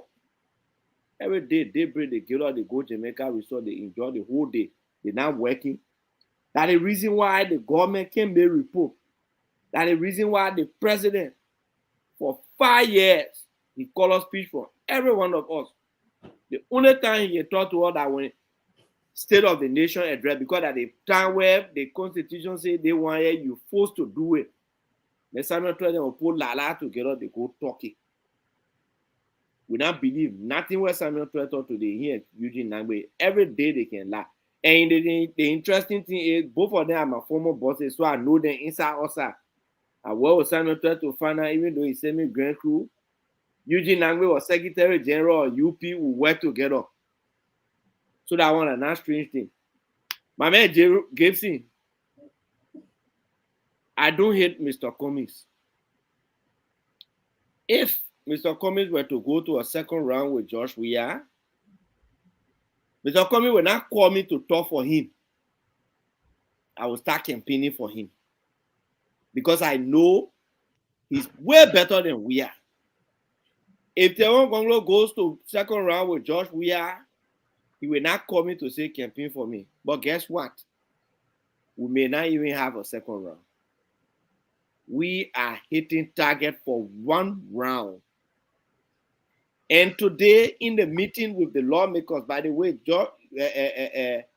Joseph Numa Boaka met with 27 lawmakers today and raised several issues with them. Among them, the recent appointment at the PPCC and the LACC. He called on the senators. There were 11 senators there today. He called on the senators to critically review those appointments. He talked about the needs of a new government. It can be anybody coming in to have people on board who will believe in their policies of fighting corruption, their vision of fighting corruption. He also raised the issue about the $100 million drug case. He asked the lawmakers to launch an investigation into that. Another thing he talked about today with the lawmaker, you know, the government has allocated, I think, around $15 million US for rice subsidy, but still rice price going up. He called on the lawmakers to investigate that so that there can be accountability to the people. Mr. Newman Baka also talked to the lawmakers about the new money they printed. How much have been printed? How much have been put into circulation? Why are we still seeing the old money? So there were a lot of things he discussed with the lawmakers today. And on let me interrupt you before you close. Where is the status of JMB right now? Is he in country? I'm receiving information that he no, JMB traveled today right after that meeting. Can you? Yes, I want you to confirm because now I don't want people carrying gossip. JMB traveled where? To Ghana.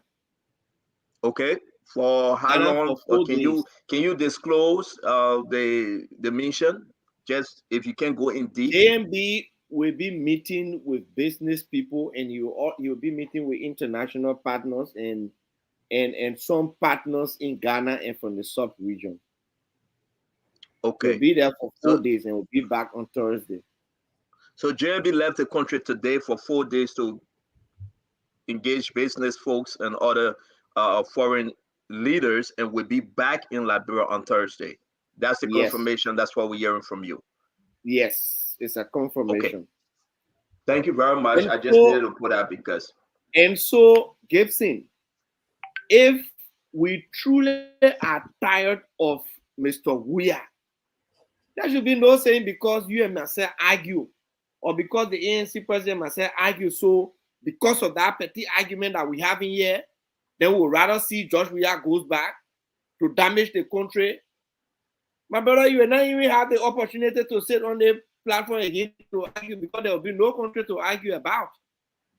At least if somebody with a level head is there, who will come back, will be, fighting up and down. It will be more intellectual. We're not be talking about small thing that the president can go to office. The president gets all in the money and go to his resort. The president called a speech for the whole country for 5 years, except where the Constitution forces him to speak to us. You cannot have any of the 3 serious contenders in the opposition doing that. I'm not sure Councillor Bongo will do that. I'm not sure Mr. Cummings will do that. I'm not sure JMB will do that.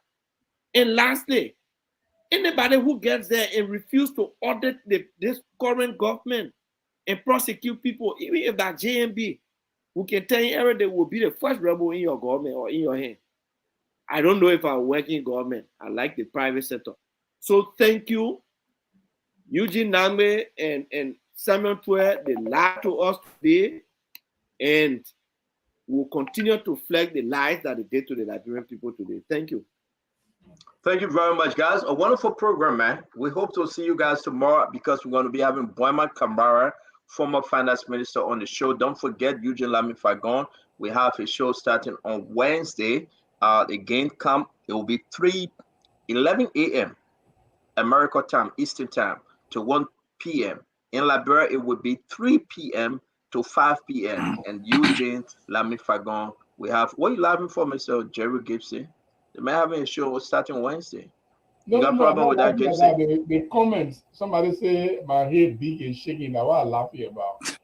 Oh, okay. If you follow that comment, then best know. But I want to say, please join us again tomorrow. Have a wonderful conversation with Boyman Kamara, and that will be a wonderful. Fadika, man, thank you very much. Dr. Richie, as always, we say thanks. Eugene Lame, Fagon, thank you. Mo Ali, we appreciate you.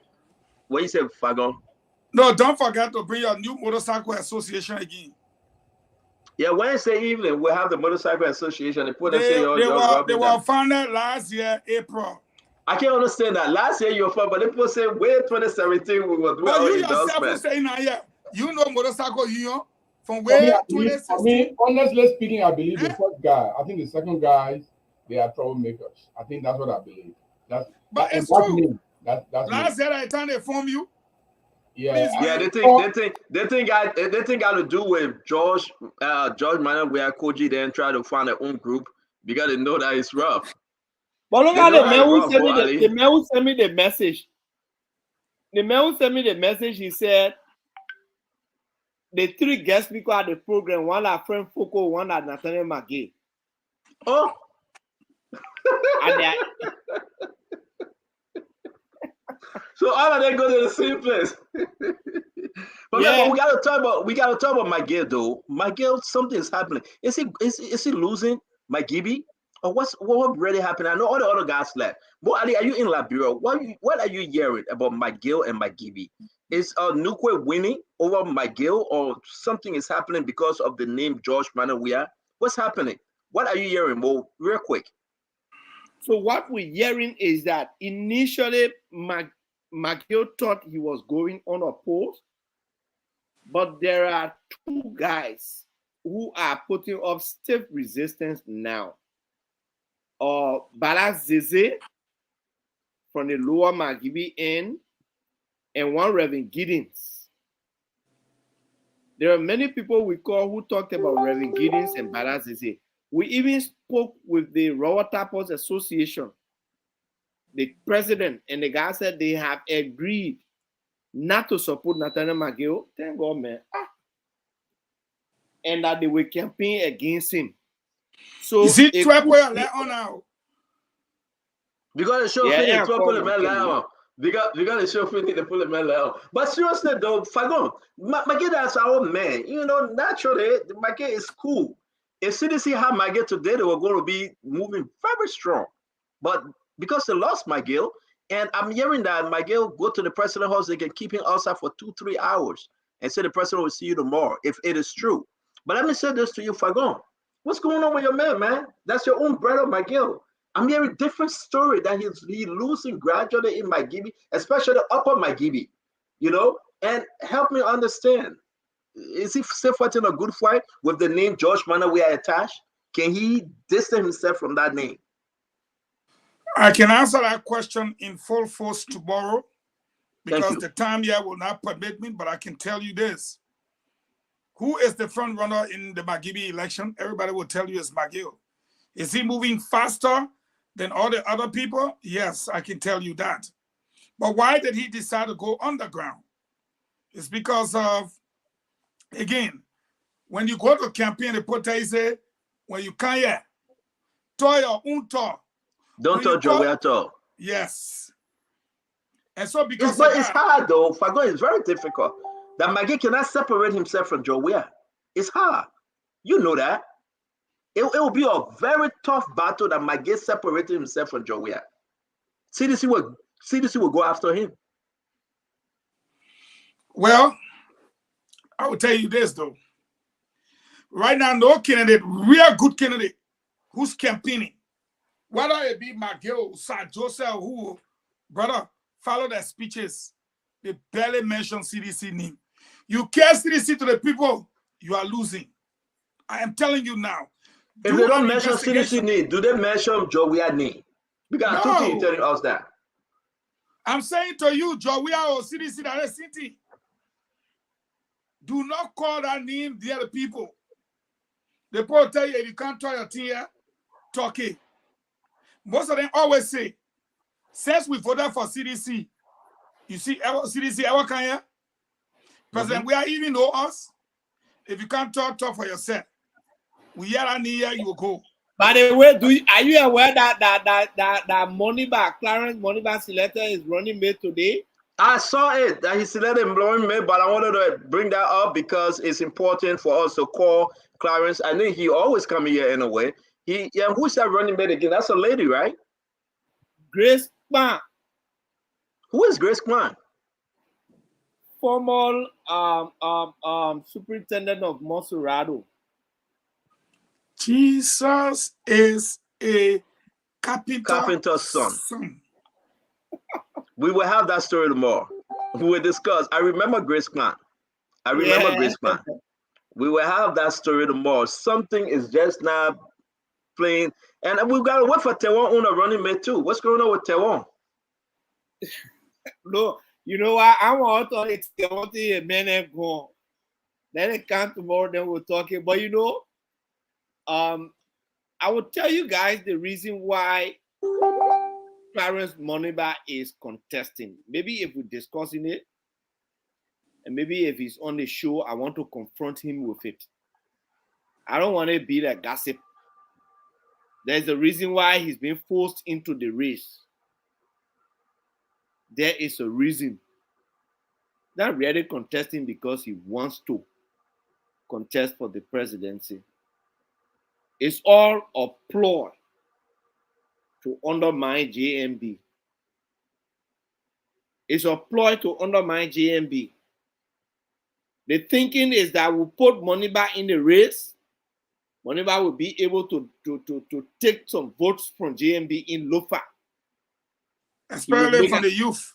He will make an inroad in the youth and in the Gbani land. That is the only reason why Madam Salif put Moniba in the race. Nothing else. Grace Man is one of the confidants of Madam Salif. That is running mate. Yeah. So we'll do it tomorrow. We'll do it tomorrow. But what I say, folks, listen, I'm very concerned about my listen, my girl is like a big brother to me, to tell you the truth. My girl down to earth, he will pick up your call, he will talk to you, he will tell you everything.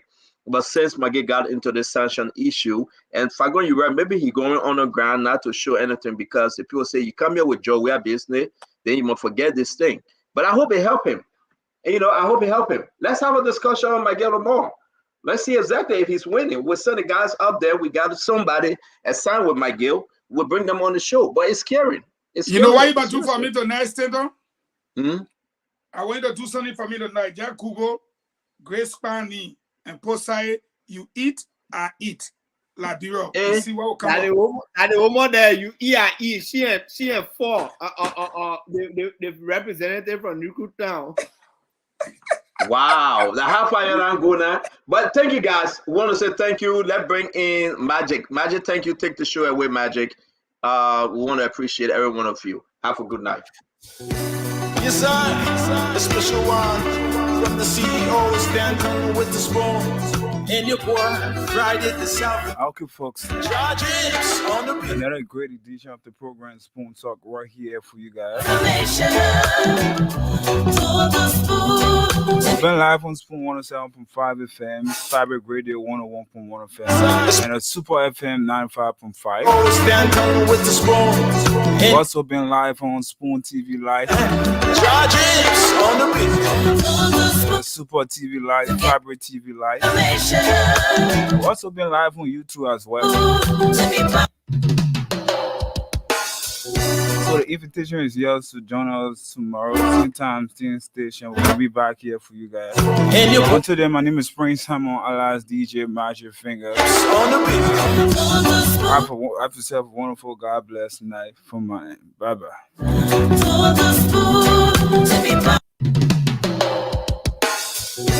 Yes, sir. A special one from the CEO, stand with the spoon. And your boy, Friday the South.